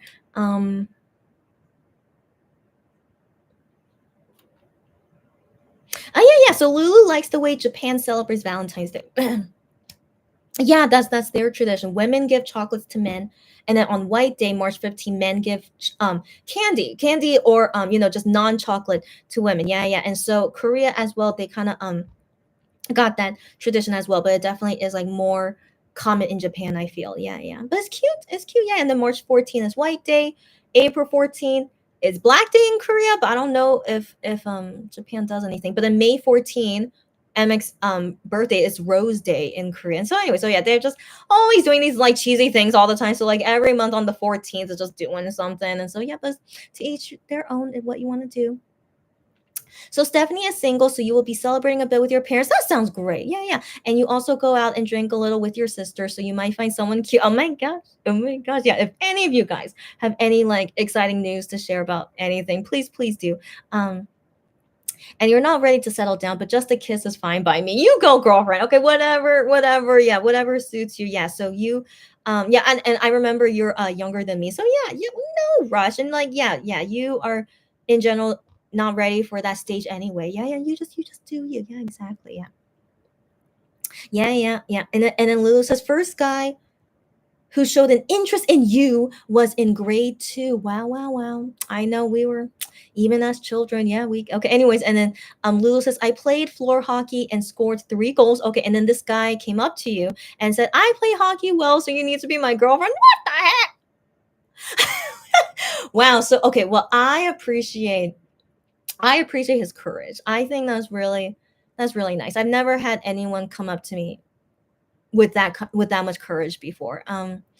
Lulu says, you spent the entire recess to convince you to be his girlfriend, and you don't think it works that way. Got that right, especially not in the second grade. All right, so I want to assume nothing happened, but that I appreciate his courage. Okay, but still, in second grade, we don't know anything. Okay, so I want to believe, yeah, nothing happened. Okay, wow. So Lulu changed schools 2 times from grade 1 to 4, and you don't think you know anyone. You don't think you know anyone from your grade school years. Wow, wow, wow. To each their own. Yeah, yeah. So I'm definitely uncommon. The more I think about it, I stayed in the same school for 9 years. Yeah, yeah. And then along with all my other classmates and my first crush. Yeah. So yeah, yeah. So if maybe I changed schools, maybe I could have found like a better guy elsewhere. But I mean, how come that guy never left this school? But I mean, it's okay. This school was really good. I think it was very rare for kids that want to leave the school because it was a really good school. So yeah, yeah. But no. But anyway, sadly, yeah, sadly, no guys I've interacted with worked out well. Sadly, not. So yeah, and like this is my destiny, and I need to accept this destiny. Like there were definitely lots of opportunities I had, but sadly, each one didn't work out well, and that's destiny. That's destiny. There was nothing I could do to change it, and yeah, and so be it. So yeah, um. You didn't date until you left high school. Oh, okay, okay, because you were serious about school as well. Lulu, you and me the same. Is it? I wonder if it's an Asian thing. No, I don't want to believe all Asians are like this. But yeah, yeah, yeah. I mean, I felt like I was kind of like forced into it because I had no guys around me to distract me. But I'm glad that yeah, you were what's the word? What's the word? You were more into your studies more than finding a boyfriend. So I don't object to that. You know what I'm saying? Yeah. But to each their own. I always say this, to each their own. I only speak of my own opinion. Stephanie says your first crushes would be for very shallow reasons. Yeah, you basically got a crush on any guy you found cute. I understand. Yeah, I understand. You learn quickly that cute guys can be jerks. Oh yeah, so you stop being so shallow with time. Yes, yes, yes. I definitely in the beginning, as children, I was shallow. I only liked that guy because I thought he was cute, but I also thought like he was like decent, but he never really showed interest in me. So I just personally just stayed my distance. I mean this guy. So I mean it's very unfortunate. I can never forget this guy. I mean, what can we do? But I'm still very glad we had that reunion, and then it just shattered everything. So like I can be like, yeah, there's no way I would have liked him in high school and college. But who knows? Maybe he ends up like better now. But again, I'm still very happy that it's done. But the thing is, he hurt me. Okay, so wait one second. I need to use better words. Okay, so that guy, I don't know if he liked me or not, but in fifth grade, I think fourth or fifth grade, we were outside, and I was very into getting everyone's names and phone numbers in my phone book. So this was like how old 1998. So anyway, so no cell phones, but I had a phone book that I got at San Rio, and I wanted to have all my classmates' information in it. So at recess, I just went around. I just wanted. Oh my gosh, I was such a nerd. Okay, so anyway, so I really wanted to do that. So I wanted to get everyone's information and stuff. And so that guy, my kindergarten crush, he decides to steal my phone book. I was like, so it was really out of nowhere. For some reason, he just wanted to steal it from me. So again, we were fifth grade, fourth or fifth grade, around there. Whether he did that because he liked me, and he wanted attention. I don't know. Or he just wanted to be an a-hole. I don't know. But again, we were immature. But anyways, I was like, oh my gosh, this guy, like, I'm still into him, but I'm like, why did he just steal this right out of my hand? So he steals this from me, and me thinking, what should I do? I chase after him. All right. So I chase after him, like, give it back to me. So I'm chasing him, and then I fall down. So I can't remember how I fell down, but I don't know. I can't remember, but I fell down, and I have battle wounds from falling down of chasing him. So after I fell down, I of course was like bleeding, right? So I think he sees this and he's like, oh my gosh, he's like, I caused her to get hurt. So I'm pretty sure he gave me back my phone book, but I can't really remember what happened because of the pain I was in. And so I go to the nurse's office and tend to my wounds, but legit, I still have scars on my body because of that boy. So I don't know. I still wonder, why the heck did he do that? But every time when I see these scars on my, like I have a scar here and a scar on my knee. So these two scars. So it's very unfortunate. Like, I sadly could never forget this guy, and he left scars on my body, So it's why do I mention this? I'm so sorry. Why did I mention this? So why did I mention this? I don't know, because we were talking about grade school and crushes. Okay. So I think I mentioned this because I still don't know why I liked him. I still don't really know. I just he is a cute boy. All right, so he's a cute looking boy. And even after he did this to me, I still was kind of crushing him still. Yeah, and so I don't know. But I always wonder, why did he do that? And then he hurt me. And so I hope he was guilty. Sorry. So I hope he felt guilty. That's what I mean. I hope he felt guilty seeing that he did this to me. So I think after that point, he kind of avoided me. Yeah, that's what happened. Oh, maybe that's what happened. So after that incident, he avoided me. Yeah, after that point, I don't remember really talking with him anymore. Like, I would see him around because we're in the same classes and same school, but yeah, at that point we really was like avoiding each other. Yeah, but I still liked him though. But I didn't really know why I liked him. I like as Stephanie said, was most likely a shallow reason. I just thought he was cute. But even after this incident, I still had feelings for him. Yeah, so anyways, that was definitely an interesting thing to go through, elementary and middle school, and all the crushes I had, and this guy. Yeah. So anyways, who knows if because of those experiences led me to not be great at dating. I don't know. Who knows? And so and then I'm always picking the wrong guys. I don't know. And then my standards, I don't know. It's all complicated. But let me try to bring up the mood. All right. Okay. So first off, I'm not interested in kindergarten guy anymore. Okay. So just forget about him. I mean, I have scars, but we have to like, just always remember, like, I'm really not into him anymore, but I just can never forget the history I have with him. So now in more better things to say. So I talk about Gihyun a lot, right? So Gihyun, I have to admit this. Gihyun kind of looks like my past crushes. So I do think that's number one why I find him so attractive. I do see some similarity in his appearance to my past crushes. Yeah. So I think that's why first off, physically, why I like him, but then second, as I mentioned, like, it was my first time really experiencing a guy being nice to me. So here's the thing: the other MX guys were just as nice to me. Okay, they were all nice to me, except something with Gihyun was very, very different compared to the other guys.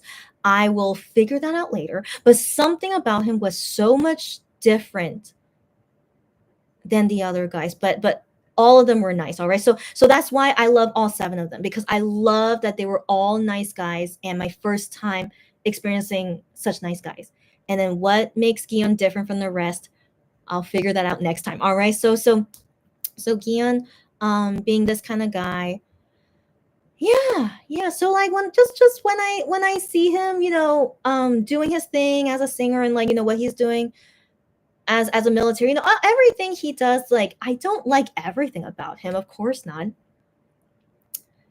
But so far, like if I ever met a Gihyun who is not a K-pop singer, and just is like exactly this kind of appearance and personality, I would like to believe I would fall in love with him. I hope so. I don't know. We don't know, but if ever, yeah, I ever meet that guy who's not a K-pop singer, maybe that would change my whole perspective. Like finally, I can see myself having a future with this guy, and so I do feel that sense with Gion's overall about him and why he's my ultimate bias. But in all honesty, like if ever I could meet a guy like him who's not a K-pop singer, yeah, I could see a future with them. And so it's I forget, why do I mention this? Okay, so why do I, okay, yeah. So because of my so far bad track record of guys in my life, and to meet Monster X and Gion, and I don't know. Yeah, it sucks. It sucks because do these guys exist in normal life who is not a K-pop singer? I don't think so, right? So I don't know. So, anyways, wish me luck. All right, let's pick up the mood again. Just wish me luck, but wish me luck in both sense. If I could get married with a great guy, but if not, then I will have a great single life as well. So both ways, wish me luck on that. Okay, let's go. Okay, let's go. And also no video at 10 p.m., right? Nothing. They don't do anything for Valentine's Day? Interesting. Well, we had a lot because of Lunar New Year. It was 4 days ago. So maybe, yeah, they wanted to do only Lunar New Year stuff. And maybe next year, no, but next year, Juhan will be back by then. Maybe Gion, his last one will be a Valentine's Day one. And I don't know. Okay, so interesting if this year nothing Valentine's Day specific. Interesting, yeah. Mm, Lulu says, I would be very happy MX members find love outside of K-pop. Of course, of course. I would be shocked if any of you guys don't agree with that, right? Yeah, but like I said, it would change me as a fan, and that's okay. But I will always still be their fan. Yeah. Stephanie says, I currently like this guy at a grocery store. Oh, who's a typical Swede. Okay. Tall, blonde, blue eyes. Okay. He has a nice voice, cute laugh, and beautiful smile. So you're trying to see his personality by light talking. Okay. First off, is this a grocery store you go to often? So that's already good if you can go there often. Light talking, see how it goes. But also see if he's interested in you. So you really need to like try to gauge it. If you don't think he's interested, or maybe he's not in the mood for dating, like you got to be careful, and so I just speak from experience. That's all I can say about this. Okay. So yeah. So you also gotta see about that. So yeah. So just see how his personality is, and engage how he is. Yeah. Of course not, Lulu. Of course not. Yeah. So Lulu says, being married won't make you happy if you aren't happy as yourself. That's exactly what I'm saying, Lou. Exactly. So me being single right now, but wanting to get married is not a bad thing, of course. But I can't be happy married if I'm not happy being single. That's 1,000% correct. And so, like I said, I've been single a long time, and I felt like I enjoyed it to the fullest. I felt like it, but now that I'm in my mid 30s, I think now I don't feel happy anymore being single. But I need to switch out of this. Okay, I need to switch out of this. It's like it's not a big deal. What if, yeah, I don't meet my husband in my 30s? Oh well, oh well. And this is me training myself to accept this if it were to happen, and just be happy with my single life and go about my life as best as possible. Yeah. Oh, so funny. Okay, so Stephanie's gonna do grocery shopping soon, so you hope he'll be working at the cash register. Is he not there often? Is that what you're telling me? But you want to say happy Valentine's Day to him, and you're definitely dressing up for it. Okay, do that. Do that. See how he reacts. All right. And if you feel like it can get somewhere, like then you gotta drop him really big hints. All right.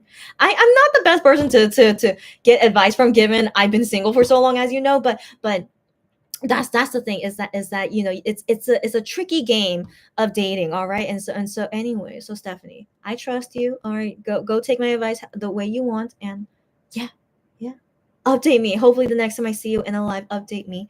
I know. I know, Lulu.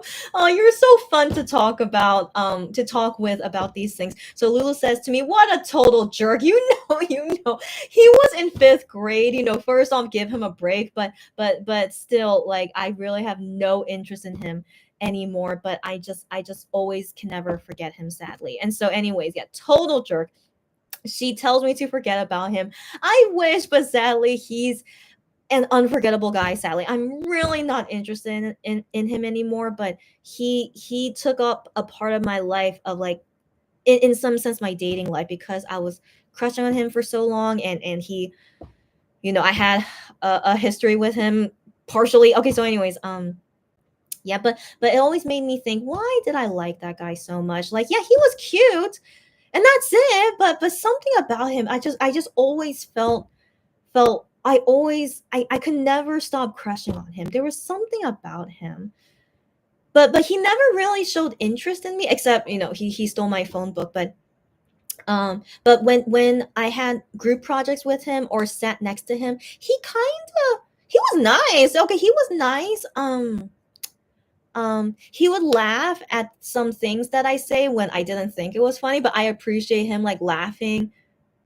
So I felt, it wasn't flirting, but just I appreciate that he thought I was funny, I guess. And so we never had anything happen between us, except, again, hurting me and stealing my book. But I don't know, like, maybe, I always wonder, yeah, how exactly did he feel about me? But after he made me wounded, yeah, then we really didn't talk often anymore. And we rarely had group projects together for some reason. Like, just luck had it where, like, when I had to randomly be partnered with someone by the teacher, she never partnered me up with him.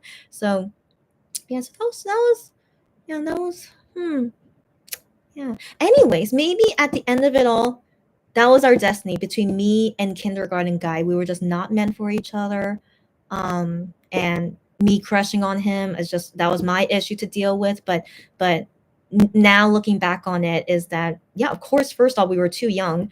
And he kind of was like the first guy where I liked. And so his style of, like, personality and appearance, I guess that kind of made me realize my taste in men. But still, he's not great. Okay, he's not great. And puberty really changed him to a different person. But like I said, okay, so Guion does not really look like him. Okay, not really. But the aura, in some sense, is similar. Yeah, Guion's aura is similar to kindergarten guy. Yeah. But they don't look the same, that's for sure. Yeah, anyways. It feels weird to talk about my past, but I'm not even saying all the details. But I do think all of my experiences, even if I didn't even date that guy, it does affect how I go about my taste in men and my dating life and whatnot. Yeah. Man, I kind of want to tell another story. I just feel like I'm on a roll, but let me, but not about kindergarten guy, about a different guy. So well, let me finish the comment. So yes, Lou, I need to forget about him. Kindergarten guy, yeah, I want to forget him, but sadly, it's not possible. But I rarely think about him until it I don't know. Just unless it's just me thinking about, my past, which is what I'm doing now. So this is the only times when I would think about him.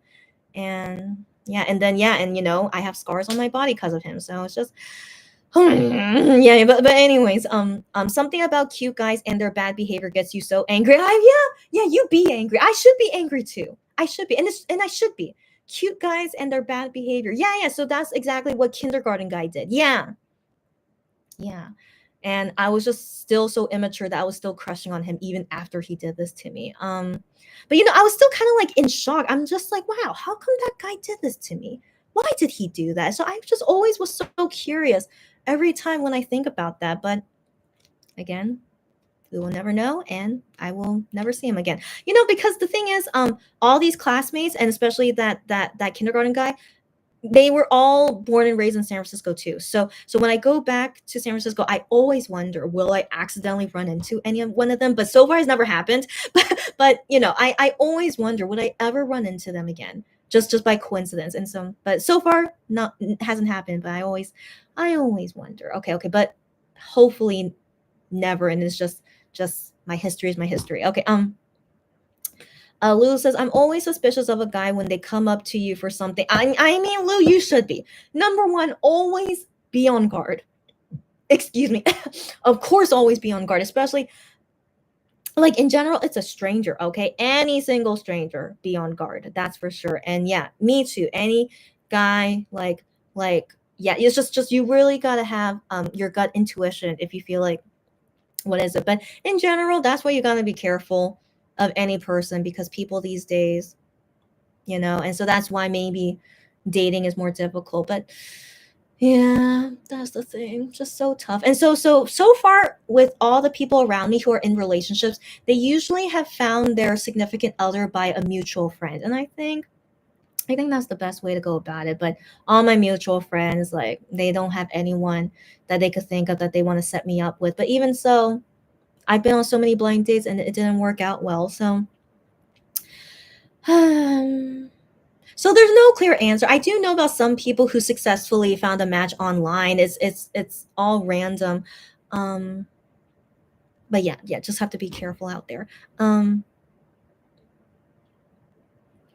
Lulu said, did he charm you when he held your hand? Oh, Lou. Okay. She's talking about Gian. Yeah. I talk about this story all the time. How I fell in love with Gian. So when he held, okay. So the significant thing that happened, like, it's not a simple hand holding, because all 7 of them, I held their hand. It's just normal, just felt like a normal thing. I'm just holding your hand. It's all good. I know you're a K-pop singer. Of course, you want to hold hands, and I rarely would meet you in person. Of course, I should hold your hand, But I'm thinking, though, in my mind, it's so cheesy. Okay, so as you guys know, I really don't like cheesy stuff, but I just go with it, because when's the next time I'll see you in person? So of course I accept holding hands. But normal Chrissy, I'm just kind of like, if I don't really know you, I don't want to hold your hand. But yeah, as K-pop singers, it's fine. So anyways, I hold all their hands, and what made Gian more different is that he definitely was very courageous when he was talking to me. He was courageous but apprehensive at the same time. So it was very interesting. Like I just really appreciate that about him, that he didn't think of me as just like any kind of normal fan or something. But also, I didn't really show that I was a fan, because I was still like learning about them, and I didn't really know them too well at this time. But I just thought Guillaume was cute, and I know that they're all talented people, but I really didn't know any of their personalities. And so with Guillaume, I just assumed he was just going to be a typical singer. You just do a typical singer's job, whatnot. But he did things that I felt like was not typical to do, and so that really surprised me. And then I also felt he was genuine. That's the thing. I hope my intuition is right, but he definitely felt genuine, not fake about it. And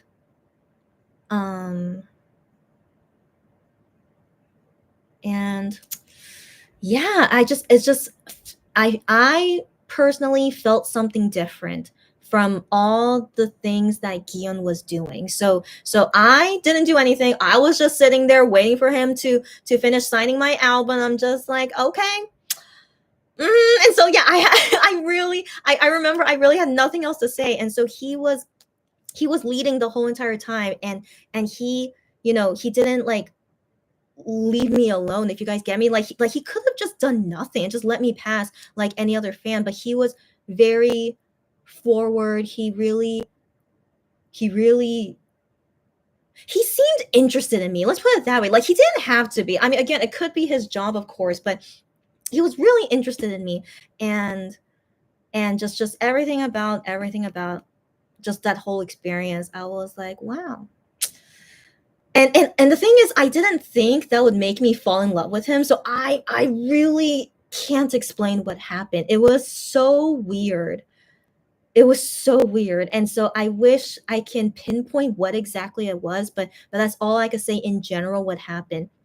And something in me was just like, wow, I just fell in love with this guy. So it's but keep in mind, I have never met a guy like him before. Okay, so again, he's a K-pop singer. I mean, that's what can we do? But it was just so interesting. Yeah, it's so hard to explain. Like I can't say any guy that did that. If any guy did what Gion did, I don't think I would have the same reaction. That's the thing. So Gion, just that person, and I think he's cute looking, and everything that he did, and just the feeling, and like his personality, like just through everything, specifically only him that he did made me fall in love with him. Oh my gosh. Okay, so anyways, that's still a confusing thing about my love life in some sense, but yeah, but I'm still in love with him, even though the last time I met him in person was 2019. But if you guys remember, I did a video call with him, but that was in 2021. So yeah, so I rarely can see and meet him, but I'm still in love with him. So I wish I can explain it, because I don't think this is normal of me to still be in love with someone. So I still need to figure it out. So anyways, don't worry about me. Just that's a conversation for next time. Okay. Stephanie says it's a store I will go to now and then, but now is more often. Okay, sounds good. A lot of my closer friends have admitted to getting a crush on me.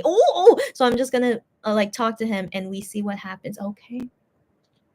Okay, and you let me know too. Oh, that would be so nice if yeah, if something happens. But if not, it's okay. At least you can just at least try. Just because if you already like feel something, then you should at least try, right? So cool. So right now it's almost 11 p.m. This is really a talent of mine. How can I talk for hours? This is nuts. All right, so I debated if I should tell this next story. I mean, honestly, I can't think of another time that I would say it except now. So I'm kind of thinking, let me just get this out of the way. It kind of feels like a therapy session for me anyway, of all these crappy guys that happened to me. So there was one Korean guy I met who I felt was the most potential out of all the recent guys that I met. And so I really hoped it could have led to. So by the way, yeah, so he's a native Korean, but his English was pretty good. So I cannot tell you why his English is good, because that is personal information about him. But it was just very interesting. All right, so it was just very interesting. And yeah, so I felt like it could have led to something. I felt like it. But he was so disingenuous. That's what I really wish could have worked out. If only he could have been more honest, I guess. Yeah, more honest. Yeah, so I think about that guy sometimes. So the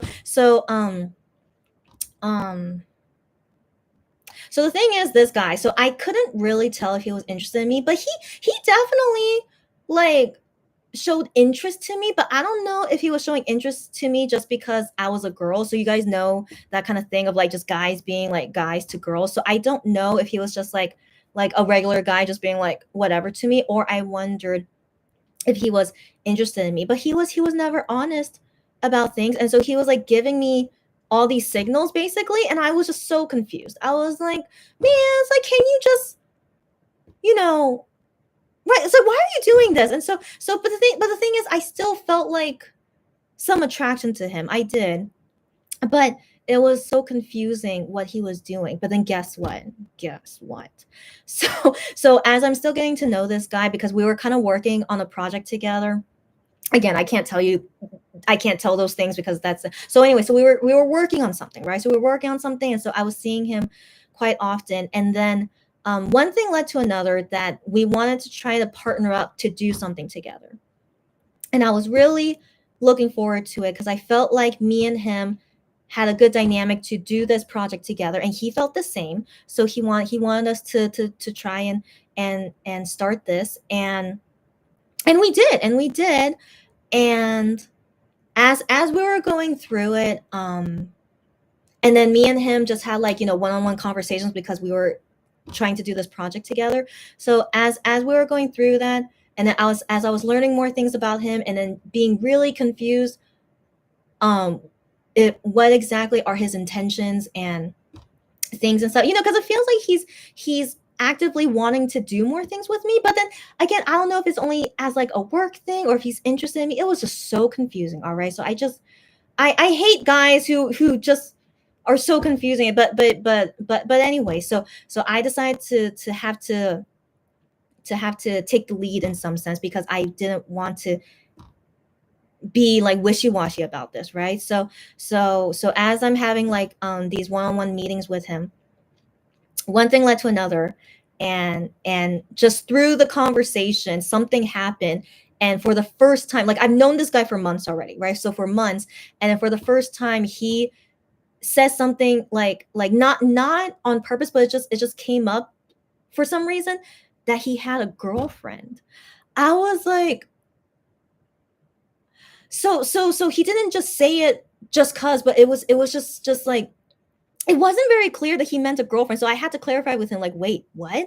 Are you do you have a girlfriend? He's like, yeah, but we're not really. We're not. It's like complicated. Like, yeah, but I guess, yeah, I do have a girlfriend. And I'm just like, so I was definitely,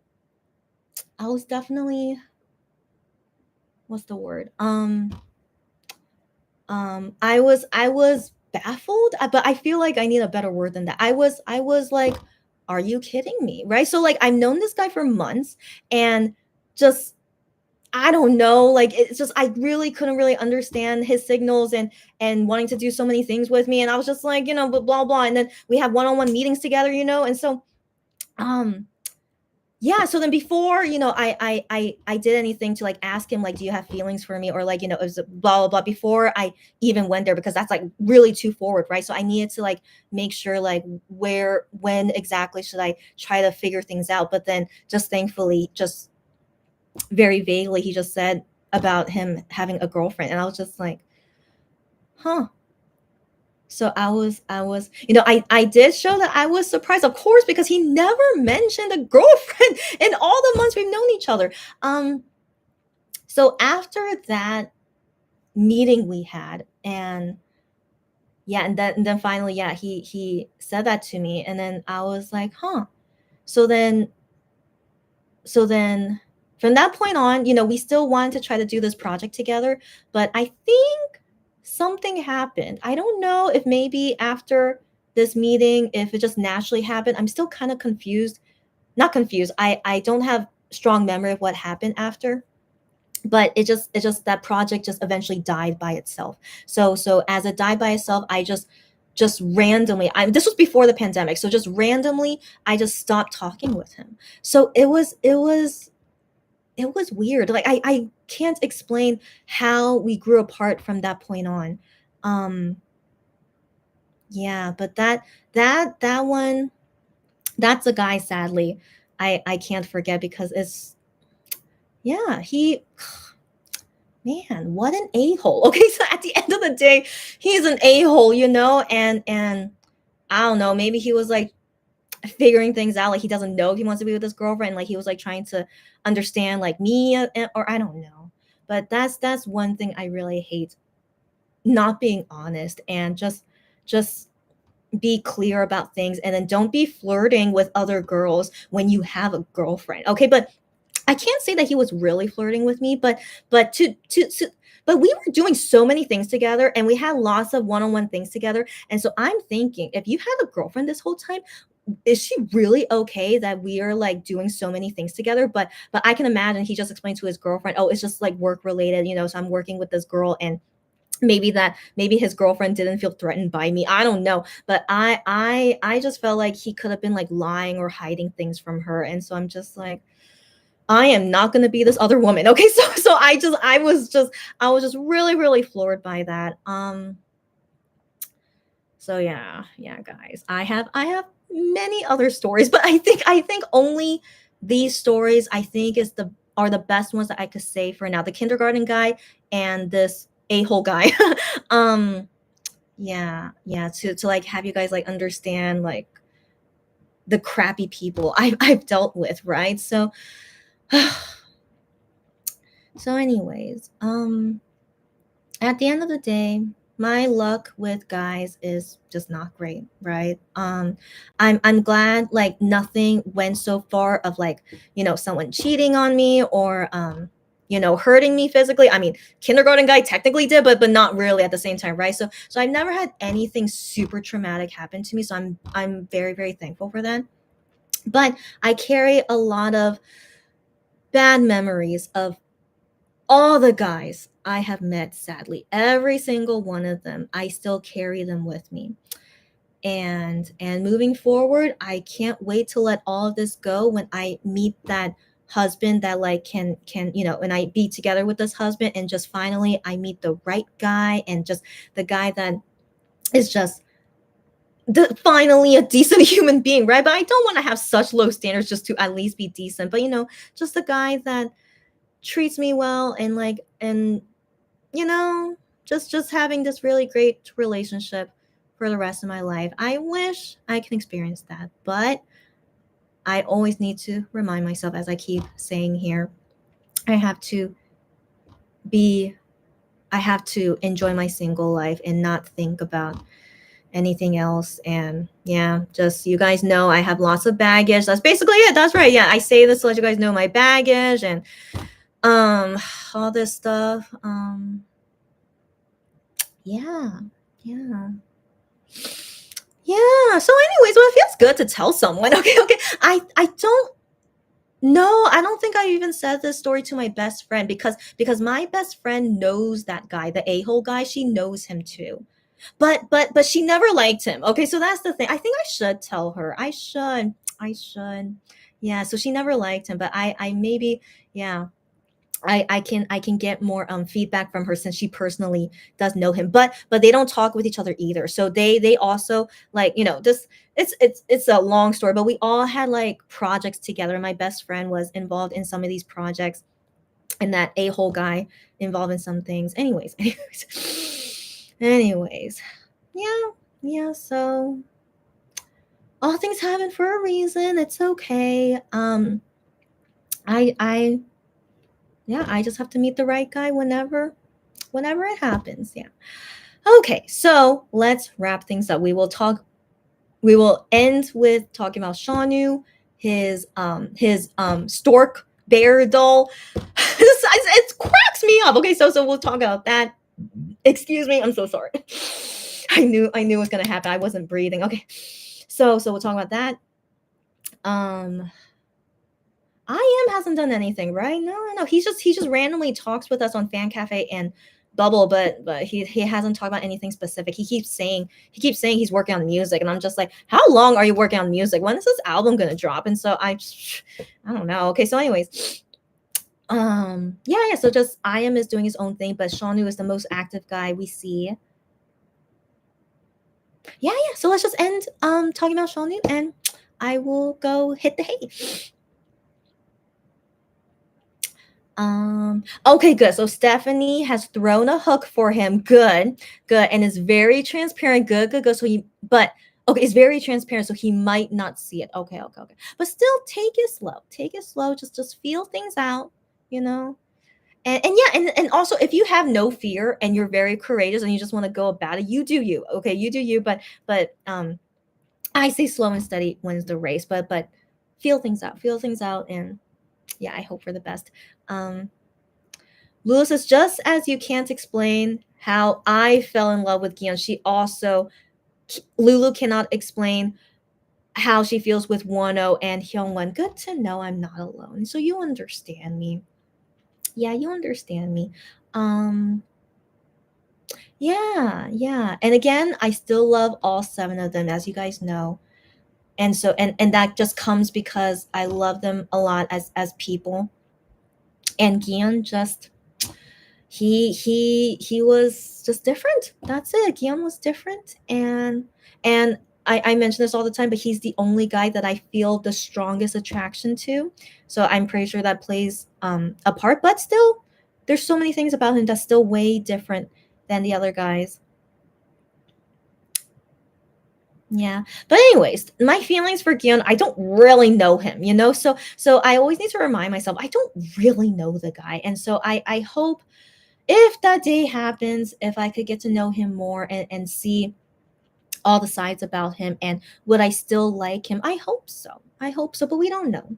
We don't know. But for now, as much as I know about him, I really like him. And yeah, that's it. I like this K-pop singer, but I hope my future husband, whoever, wherever he is, yeah. So, anyways, yeah, but I still don't regret anything of my feelings with Gian and all everything. No regret, of course. And like once he marries someone, I'll deal with it at that time, you know, and just but I still would like to believe I will still be his fan. And it's just my feelings will change and that's it, you know? Yeah. Yeah, anyways. Yeah, so why I'm sighing a lot is just I wonder, since I know this type of guy exists in real life, so Gion proved that to me. Not all guys are jerks, right? Of course, these really great guys do exist, but how unfortunate they're a freaking celebrity, right? But I still appreciate knowing these guys exist, and I don't know. Is it crazy to say maybe I could marry a K-pop singer? I mean, I don't know. I don't know. But I think about that. It's like if I could marry a K-pop singer, can you imagine how stressful that is? So even when I think about it, I'm just like I can't win, you know? So like marrying a K-pop singer would be so stressful, but then finding a guy in normal everyday life who's like a K-pop singer but is not a K-pop singer, does that even exist?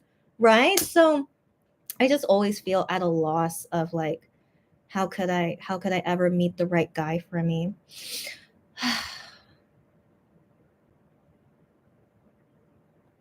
So I guess the chance of both seems equal the more I think about it. Me marrying a K-pop singer or me marrying a guy who is like a K-pop singer but he's not a K-pop singer. The chances of both is very very slim. All right. So yeah, let's just think of it that way. All right. So my chances are very slim. And all right. Yeah, that's it. All right, but let's not feel sad. There's nothing sad to feel. It's my life, and I have to accept whatever my life is, and I always need to remind myself, and also to let you guys know, I will be going towards a lot of my ambitions and dreams that I really want to do that I hope you guys will enjoy with me as well. So I'm just focusing on that because I'm so sorry. Because I cannot do those things if I'm married with kids. And so just have all this in mind as I go towards the next steps for my dreams, and that's the most important for now. So it's okay. All right, but thank you for listening to me rant for 2.5 hours. All right, and all topic appropriate for Valentine's Day. So I can't imagine when I would ever bring up these stories again, right? So only for today, you guys know more of my history, and yeah, yeah, that's it. Yeah, Stephanie, I know. He had a what? I know. It's but what's still what's still crazy to me is that for months of me knowing him, he never mentioned a girlfriend. So I mean, I wonder if maybe that girlfriend was recent, but in all honesty, like he made it seem like he's been dating her for a while, but just just he's like, it's still vague, you know. He didn't say like 1,000% he's really in a relationship. So I think he never mentions it because that relationship is still not not concrete or something, but still it didn't feel good. Okay, it didn't feel good. And yeah, yeah, after that conversation with him, I really can't remember what happened afterwards, but I just felt like we just slowly grew apart, and then that project we were doing just died away. um yeah, and you know that project we were gonna do, me and that a-hole, it was gonna be a fun project. I was really looking forward to it. We really started it to a certain extent. um Man, yeah, if only it worked out, but it didn't work out for a reason, you know. And I hope he's now happily married with kids. I hope so, with that girlfriend. I wonder if you know, but yeah, all things happen for a reason. And that a-hole, his dream is something that's quite big. And so I definitely didn't feel like I was gonna really help him with that dream of his. And so I hope he's going towards his dream, and you know, whatever his relationship status is now. But good luck to him. But yeah, I really don't know what he's doing now. Yeah, it's been years, like a very, very long time since I last saw and talked to him. And I hope I never ever see him. I hope him as well never finds my YouTube channel. Yeah. Yeah. Anyways, um, Lulu says, I feel like when a man enjoys your company, you eventually will ask those questions. Thank you for saying that. I really hate these wishy-washy types, but there are some to be many like him. Lulu, thanks for saying that. Thanks for saying that, because I feel like my luck is so bad. But if you say that guys like him, there's many like him, that's good to know. But it still doesn't feel good, you know? Yeah. Just what an a-hole. Still can't believe him. But yeah, it's okay. No, but it's okay. I think I didn't really show any signals that I was interested in him, in all honesty, because I am kind of good at hiding my feelings. So I don't think I gave him anything to think about of like, oh, maybe, you know, Chrissy is interested in me. I don't think so. I think, you know, he just, I don't know. I don't know. It was just definitely confusing, but I definitely didn't do anything to make anything happen, if you guys get me, right? Because I just, you know, because we were working together, so I just didn't want anything to like be awkward. But while working together, I felt like he was flirting with me, but it was, I don't know, but I never did anything in return. I'm just like, you know, stop it, you know. So that's me hiding my feelings though. Like I was interested in him, but I'll be like, you know what, you know, anyways, yeah. So anyways, it's okay. So I maybe I sent the wrong signals, but maybe thank goodness I did do that, because he actually had a girlfriend. So it's okay. All things happen for a reason. Um yeah, it's okay. It's okay. So anyways, yeah, so excuse me. Trying to bring it up again. Don't worry about me. Just know that, just know just know for reference, that's it. I appreciate having you guys know this about me. So I'm totally okay sharing as much details as I could about these things that happened to me. And yeah, and just hopefully I meet the right guy one day. Yeah. Um you're not that courageous. Okay, good to know, Stephanie. He doesn't seem to work the register right now, so your plan failed.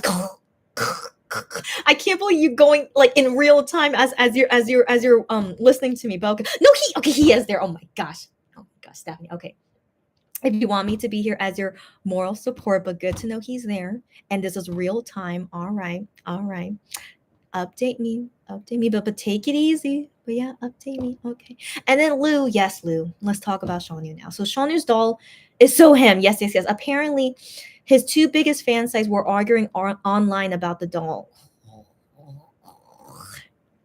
So, here's my personal opinion about everything. All right. So, first, the brief things that I was able to find on Twitter is that before we knew what kind of animal it was, everyone safely assumed it was a sparrow. And so the thing is, it's not a real sparrow. So the real name of this bird is a crow-tit. But who the heck calls a bird a crow-tit? Okay, so I don't know where this definition of the bird is, but it's not a real sparrow. But I feel like people call it a sparrow because it looks like it.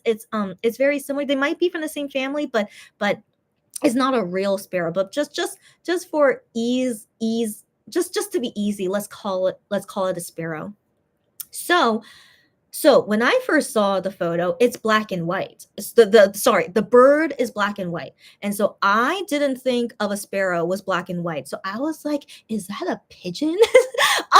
I really, that was my first thought, because pigeons could be black, could be white, and yeah, but gray, but the bear is gray. And so I was like, maybe is it a pigeon?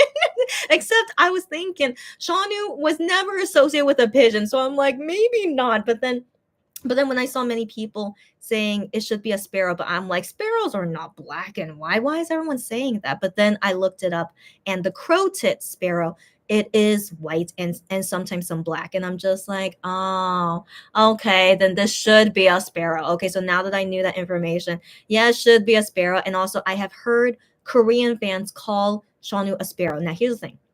I never associate with him as a sparrow. I never saw him as a bird. Never. So I've only seen Korean fans talk about it, and I don't know international fans, but I definitely don't think it's common. But I definitely saw it the most with Korean fans comparing him to a sparrow. And yeah, so I'm just like, okay, so I think that's why they chose the sparrow with the bear. But I still felt like it was a minority of fans that saw him as a bird-like person and the sparrow. So I was just like, this might be hard to like grasp, but I'll deal with it. Yeah. So it's like I'm not knowledgeable about him being a bird, but I still feel like for the bird to be such a main thing of the doll, I don't know. I just knew would take some time for me to get used to it.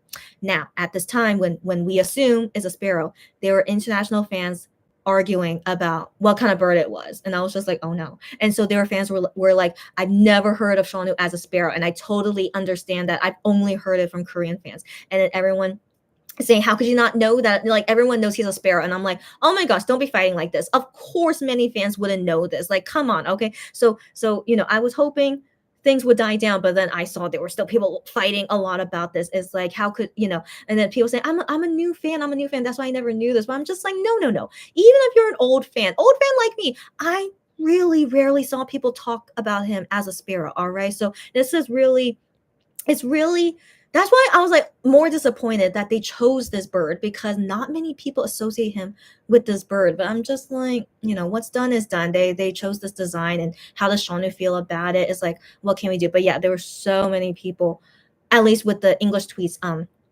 complaining about it. But then with the Korean fans, everyone was like convinced as a sparrow. And I'm just like, yeah, totally makes sense. But then I just saw international fans at that time like going back and forth about this.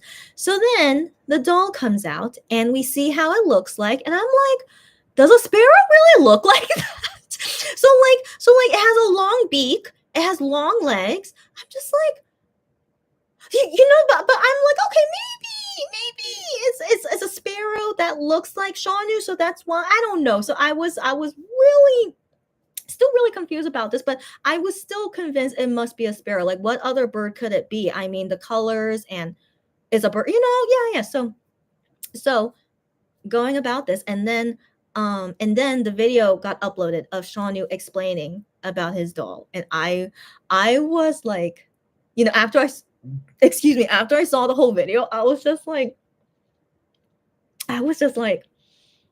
wow, Shanu.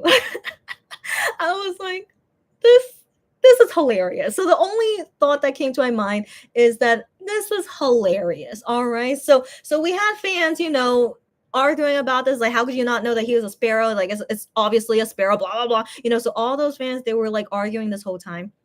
But then Shonu comes in and shoots everyone down, even Korean fans. All right. So he's explaining about how this doll came to be. So the English subtitles, I can't really tell how good they are. So I give you guys my translation, if you don't mind, and just yeah, yeah, whatever. Okay, so he explains how he's a bear, of course, and so he's usually compared to a bear, so that's why it's a bear, of course.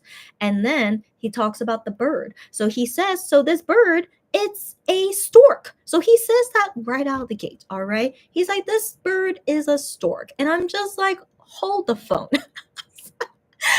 Like there was no what's the word, I don't know. Like it was just so straightforward.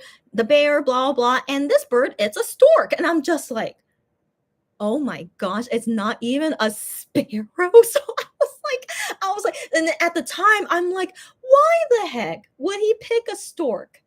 What is the reason for a stork? Like none of us, Korean fans, international fans, none of us have ever called him a stork. I have never seen any fan call him a stork. So I'm like, where did this stork come from? So I have to finish the rest of the video. Okay, so he just says right out of the gate, this bird, it's a stork. And then so as he explains about it, and he explains how the name Petongi, so his name Petongi, so pe, it comes from the English word bear. So like like the first syllable pe, pear. So like pe, from bear, and then tongi. So he says tongi because it kind of sounds like stork. So that's how I came up with the name pe tongi. Now I'm cracking up again because I'm like, what, Shanu? Tongi does not sound like stork. So I'm just this video, like Shanu, even him explaining a doll, he cracks me up. Shanu, I can't understand him. So honestly, I don't know if he really thought of these things. Maybe the company did and he just went along with it. I don't know if it's really 100% his idea. But Tongi, how does that sound like a stork? I don't know. He said from the English word stork. From the English word stork, that's how I got the other part of the name, Tongi. And I'm just like, so anyway, so the only similar thing is the letter T. Other than the letter T, Tongi does not sound like stork. So anyways, I'm like trying to understand this video one sentence at a time. So he says that's the name Petongi, the mix of a bear name and the stork name.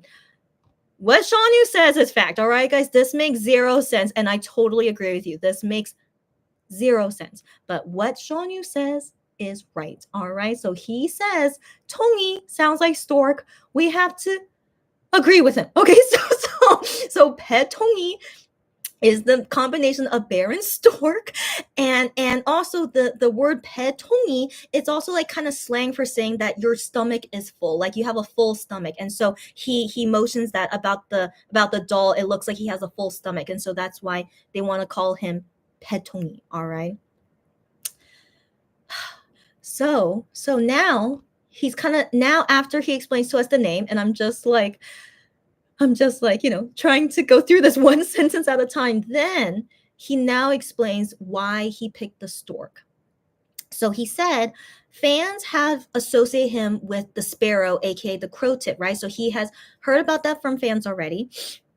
And so taking from that, he decided that because of the sparrow wanting to become a stork, he decided it should be a stork.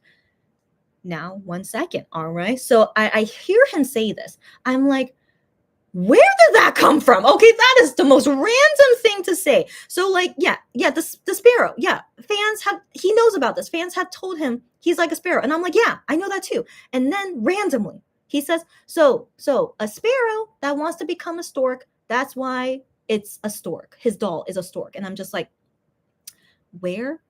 what is that really what he said? So I had to make sure, did I really understand that? And then also seeing the subtitles, I'm like, yeah, he really did say that. And so I just went with my intuition. I'm like, is there some kind of story or something associated with a sparrow and a stork? Is that why he says something like this? So I just went, trying to guess what he could mean. So I look it up in Korean.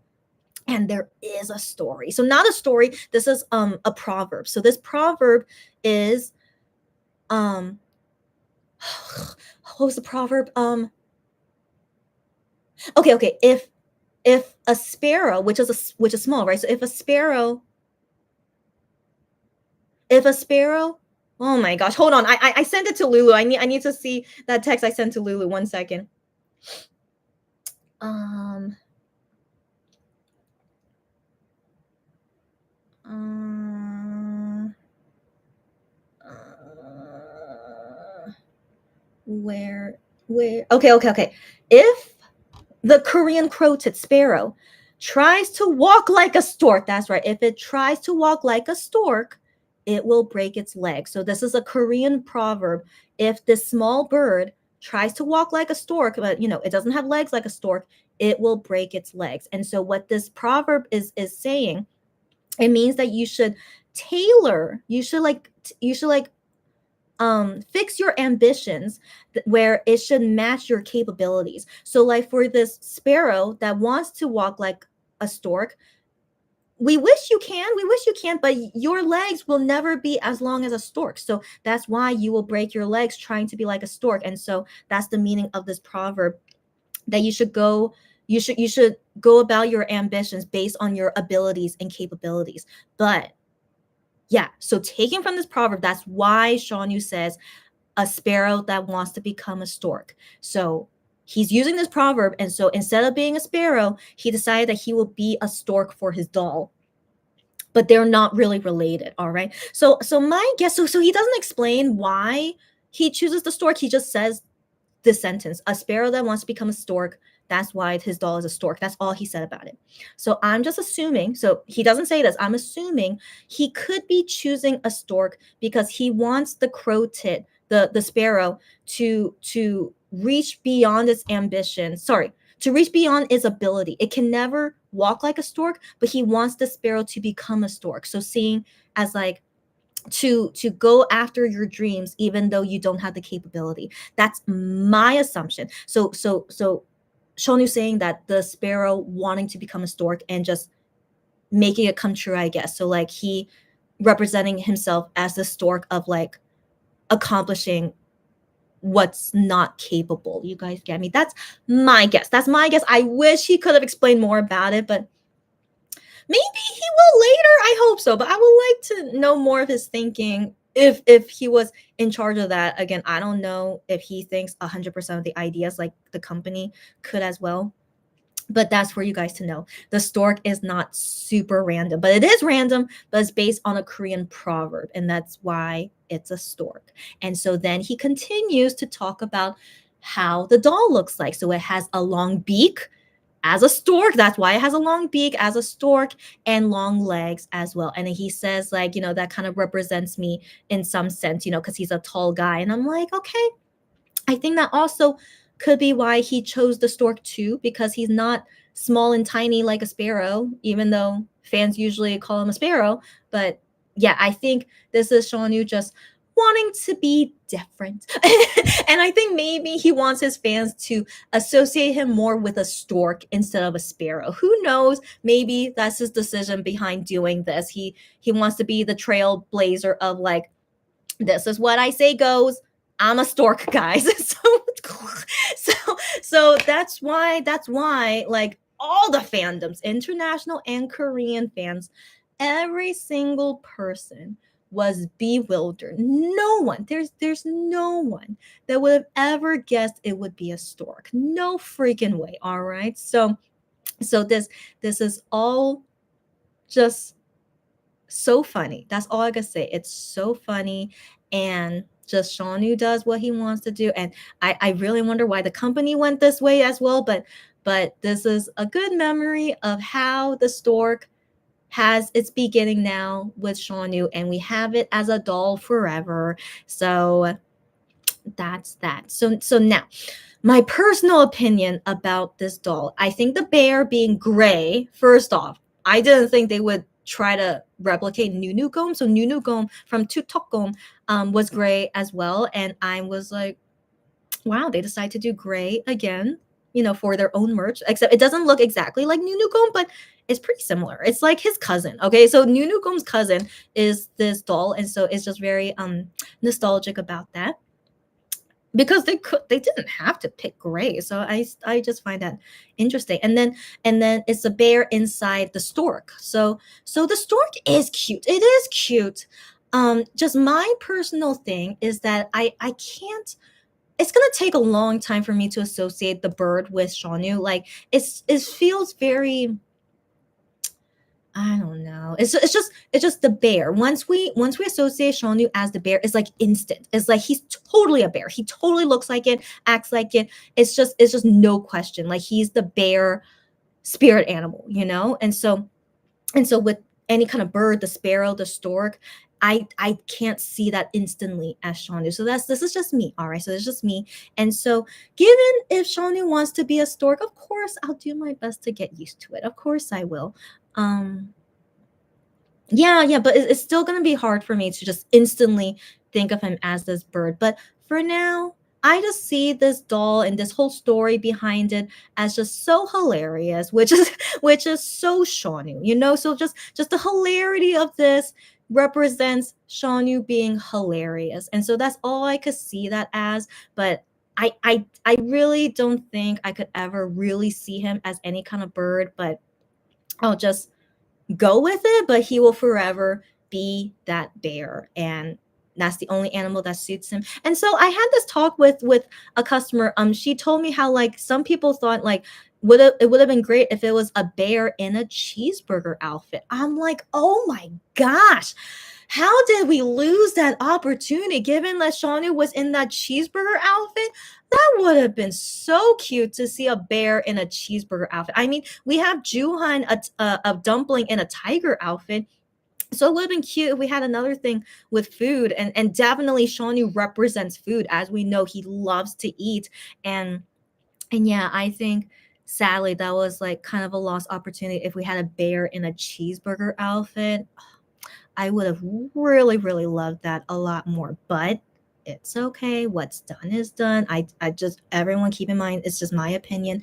And so yeah, we can't change anything, and it doesn't matter. And so I will still have his doll, and we'll just think of it as just a hilarious thing. Now I do want to comment on this too. How is it sold out already? So I thankfully I always buy it right when it comes out. I mean, I don't ever think it will sell out that quickly. I would expect in a few days, at the quickest would be a few days. But guys, the big doll and mini doll, excuse me, it sold out in 12 hours. I I was like, 12 hours. So all other members, all of their merch never sold out that fast. So I personally don't think Shaunu is more popular than the other members. I mean to each their own, but I really don't think so. So my best guess about this, because 12 hours, are you kidding me? So my best guess is that for some reason Starship does not have confidence in Shaunu, and they have low stock on him to begin with. So with this low stock that they put on his merch, thinking he's not gonna, sell this much. That's my thinking. All right. And so they had this number, and look at that, in 12 hours, big doll and mini doll all sold out. And the key ring is still in stock, but we all know, the key ring is less popular compared to big doll and mini doll. But still, 12 hours sold out of the dolls already.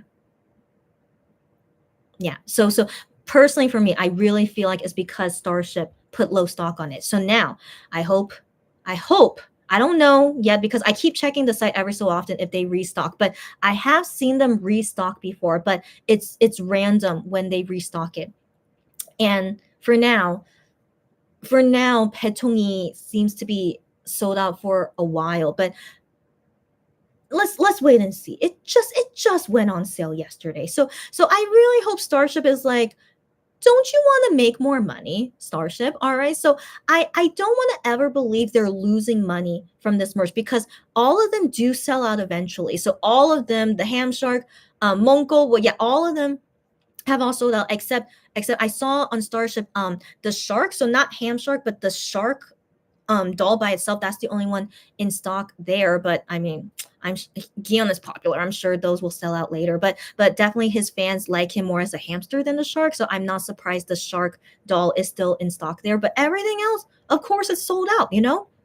And so, but still, Shawnu's doll selling out that quickly doesn't make sense to me. So I really hope they do restock, because I had other customers ask me later, hey, like, can we buy Shawnu's doll? And I'm just like, I'm so sorry, like right now they're sold out, but I'm really hoping they will restock. So yeah, so we'll see on that. Like, Starship, get your act together. I always can notice when Starship is not doing their best for Mazda X, and especially since most are enlisted, and so how they are like treating Shawnu, like I can just tell, like are you kidding me that you really thought he wasn't gonna sell all of his dolls? Like, are you kidding me? So I'm just like, yeah. So I'm really hoping they restock, because it's easy money, Starship. Like, please, just selling out in 12 hours is crazy, and they should know that too. So yeah, so I just wanted to put that out there. I'm hopeful they will restock, and if anyone out there needs my help to buy it, yeah, let me know. I always will buy extra just in case, except for right now it's a little bit yeah, but anyways, but yeah, it's just yeah, we'll see later. Okay, anyways, I think that's the end of my spiel about his doll. So sorry, but now into Shawnu model in New York Fashion Week. So it aired in my time 3 a.m. Of course, I was fast asleep, but thankfully that live stream, they kept it up there for replay, and so I personally couldn't like watch the whole thing to wait until Shawnu appears, and I'm just like, I'm sure his clips are probably on Twitter. So I go on Twitter, and of course I see everyone posting all the clips of Shawnu. So he only walked on the runway in 3 outfits. And I'm honestly thankful I did not lose sleep to just watch him in 3 outfits. And so it's okay. It's okay. So anyway, so I'm really glad for the people that cut the video and post on Twitter. So his first outfit, he was showing his chest, like not fully, but I was definitely surprised of like, oh my gosh, they decided to put him in an outfit showing his body, but I shouldn't be surprised, But I honestly didn't think. I don't know, but I was like, yeah, I was surprised, but I was like, I shouldn't be surprised, But he looked great as always. But I had to admit, seeing him be so serious as a model on the runway, it I couldn't help but like kind of giggle. So I know I'm weird, you guys know I'm weird, but I was like kind of giggling. I'm like, wow, it's so different, and the thing is, it's so not Shawnu, but it's great to see him do something new and different. Like, when's the next time we can see him do a model runway? But I was just like, wow, it's so weird seeing him be like so different. But it was interesting. Okay, it was interesting. And so yeah, so his first outfit was that, and then his second outfit, he was something. I think it was something. I remember like he was still showing some skin, but not as much as the first one. But just yeah, just all of them looked fine. And then the third one, what it looked like a winter outfit, like a heavy coat jacket thing, and yeah, but he looked great as always. He looked great, and he did well as a model runway, not smiling and just walking as a model, just showing off the clothes. Yeah, he was fine. I'm like, I mean, I thought maybe he would do more than 3 outfits in all honesty, but maybe that is a lot. I don't know. And so I was expecting maybe it was gonna be something more, but no, but still it was great, once in a lifetime thing. Um yeah, yeah. And so I did see some people post his bubble. So he wrote on Bubble saying that today in New York time, he's still in New York today. He said he's like filming some things, and then he's gonna like relax and do some things too. And then tomorrow he's gonna fly back to Korea. So just FYI, you guys are curious about his schedule. He told us. So that's on him. And then I saw his Instagram post, like I don't know what's going on with Shawnee. Okay, but then also on Bubble, he also posted photos like that as well. I don't know what he's doing. Okay, so he's usually not one to want to show off his body. Like he's not like he's never been like Wano status to want to like show off his body, but I assume he must be really proud, and so that's why he wants to show it, because I've never seen him that big and muscular before. So I want to assume he's really proud and he wants to show it off. And so when I saw those photos of him, I'm like, I'm not used to this, Shawnee. You're usually not like this. Like, what are you doing? And so my best guess, he's just proud and wants to show it off. And of course you should be proud of like your hard work and show it off, of course. But I'm always not used to it when the guys like do anything like that. Only with Wano, it thankfully he did it so often, like I got used to it. But the other guys, they never do it often. It's once in a blue moon, and I'm just like, oh my gosh. Okay, but he looks great. Okay, not saying bad things about it. It's just I'm just not used to it. And so anyways, he looks great and he's showing it off. You go, buddy. Um and then and then he should be like, practicing for the musical. He brought his violin, so he practiced violin, and then musical on the way. Okay, guys, we gotta go. Not because I want, no, because I have to go. Okay, so let's go. And so let me briefly go through. Yeah, Shawnu's doll is so him. I totally agree. It is. And apparently, sorry, I already read that. Sorry. The sparrow and stork argument was quite unnecessary. I thought it was a seagull, a seagull or a pelican. That's another good guess too, of course, right? And so, yeah, I know. And so, anyways, yeah, but people arguing about it, and then bam, everyone was wrong. So I just think that's very funny. It just like it, and I feel like I hope that humbled everyone. It's like, don't be going after people, proving they're wrong, proving you're right, blah blah blah. Everyone was proven wrong, and I think that's a good humbling experience. Yeah. Lulu says he is forever a bear to you. I'm the same. Yeah. People were also upset with the color of the bear. What? Chill out, people. I agree. Do they not know about Nunu Gum? Oh my gosh. Oh my gosh. I'm okay. That's interesting. But yeah, to each their own. If they really don't like it, okay. But if they don't know Nunu Gum, okay. Okay. So Stephanie says you guys never spoke, but you did see him today, which for you is a success. I agree. I hope we brought you good luck. Yeah. And then you didn't see him in a while. Oh, okay. So you were wondering if he was okay. Oh my gosh. Okay. Well, this is good to know he's here. Okay, good. Hopefully he doesn't find a new job anytime soon. But yeah, Stephanie, take advantage. All right, good. Yes. So Shawnu did take part in creating the doll. Yeah. But I don't know if it's 100%. I feel like it doesn't feel like 100%. But yeah, but he said, yeah, he helped to think of ideas too, but we don't know what percentage of it is him. Yeah. Yes, and respect his artistic vision of his doll. That's right. So like if he says Tongi sounds like stork, we have to accept it. All right. So like, things like that, so like, it's just so funny. And you still don't really find Hyungwon's doll as cute as the other members. That's okay. That's your opinion. Even though you love Hyungwon and you're not a fan of his doll, that's okay. And so for me personally, the frog and turtle combination and the sunglasses, I really feel like it's Hyungwon's personality in it, but it's not 1,000%. I totally feel you on that. But I think it's good enough where I feel like it still feels like him. So I still feel that way. But still with Shawnu as well, even though I still have issues with the bird, but I still feel Shawnu's essence in it, And so yeah. So I feel you. Stephanie says you actually never heard of him being seen as a bird. That's okay. And you were just thinking maybe I really have been offline for too long. No.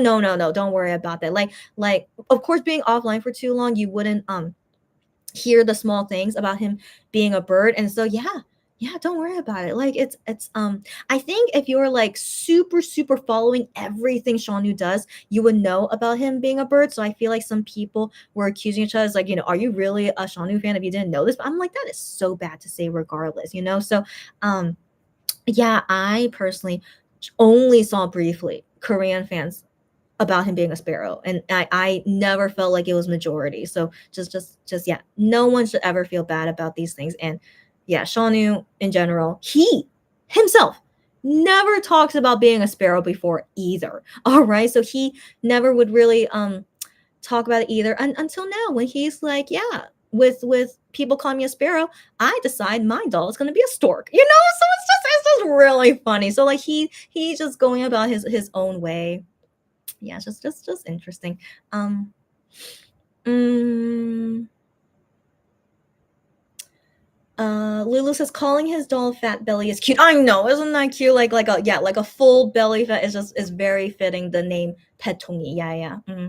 The bird thing is an OT7 reference. I know Lou has sent me when we talked on Cacao about it, is that the bird represents like rebirth, but also like luck or something. Is that what it was? But definitely very fitting as well. The meaning of the bird and relating to Shanu and the whole Monster X family in some sense. So yeah.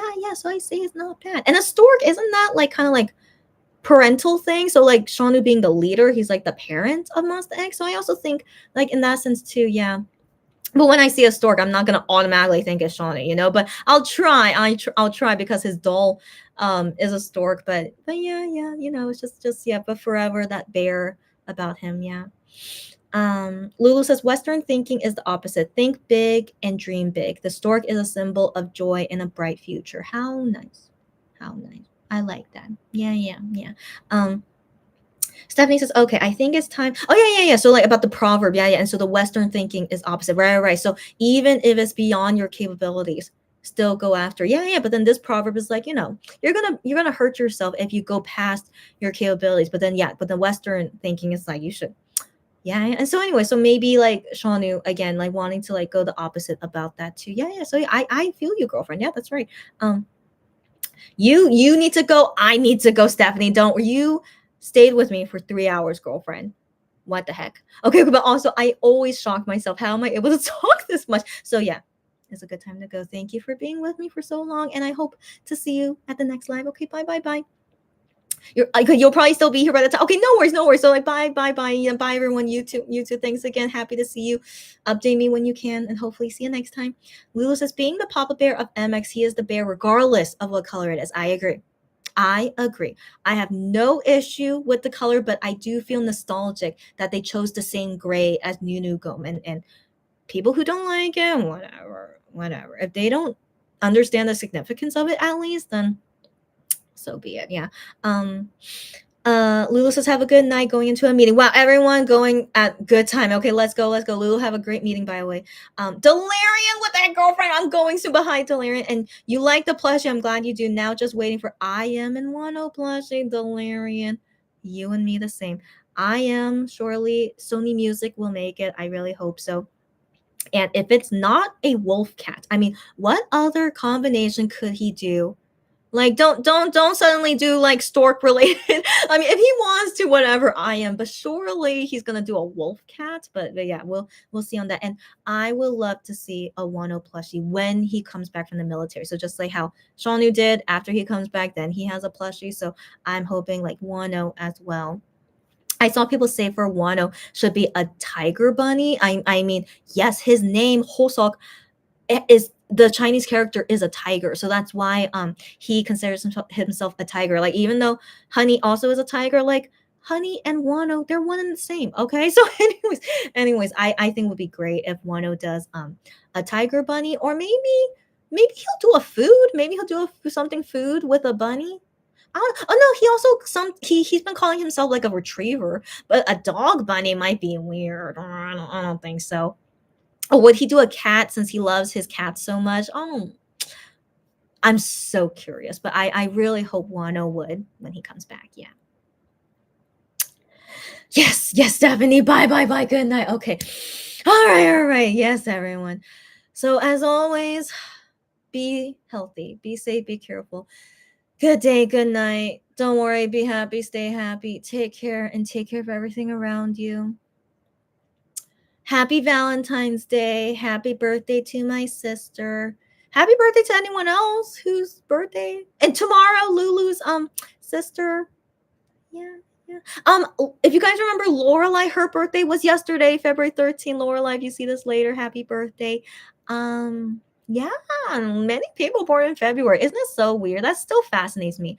It's the shortest month of the year, but most people I know, at least, many people born in February. I wonder. Yeah, so funny. Anyways, thank you everyone who can chat with me and helping me like mini therapy session. Just thanks for everything. And yeah, just look forward to my adventures later. I'm going to Taiwan soon. Not super soon, but pretty soon, okay? And then everything else later on, yeah. All right. Bye-bye. Yes, bye-bye everyone. Okay. See you next time. Have a good day. Good night. Bye.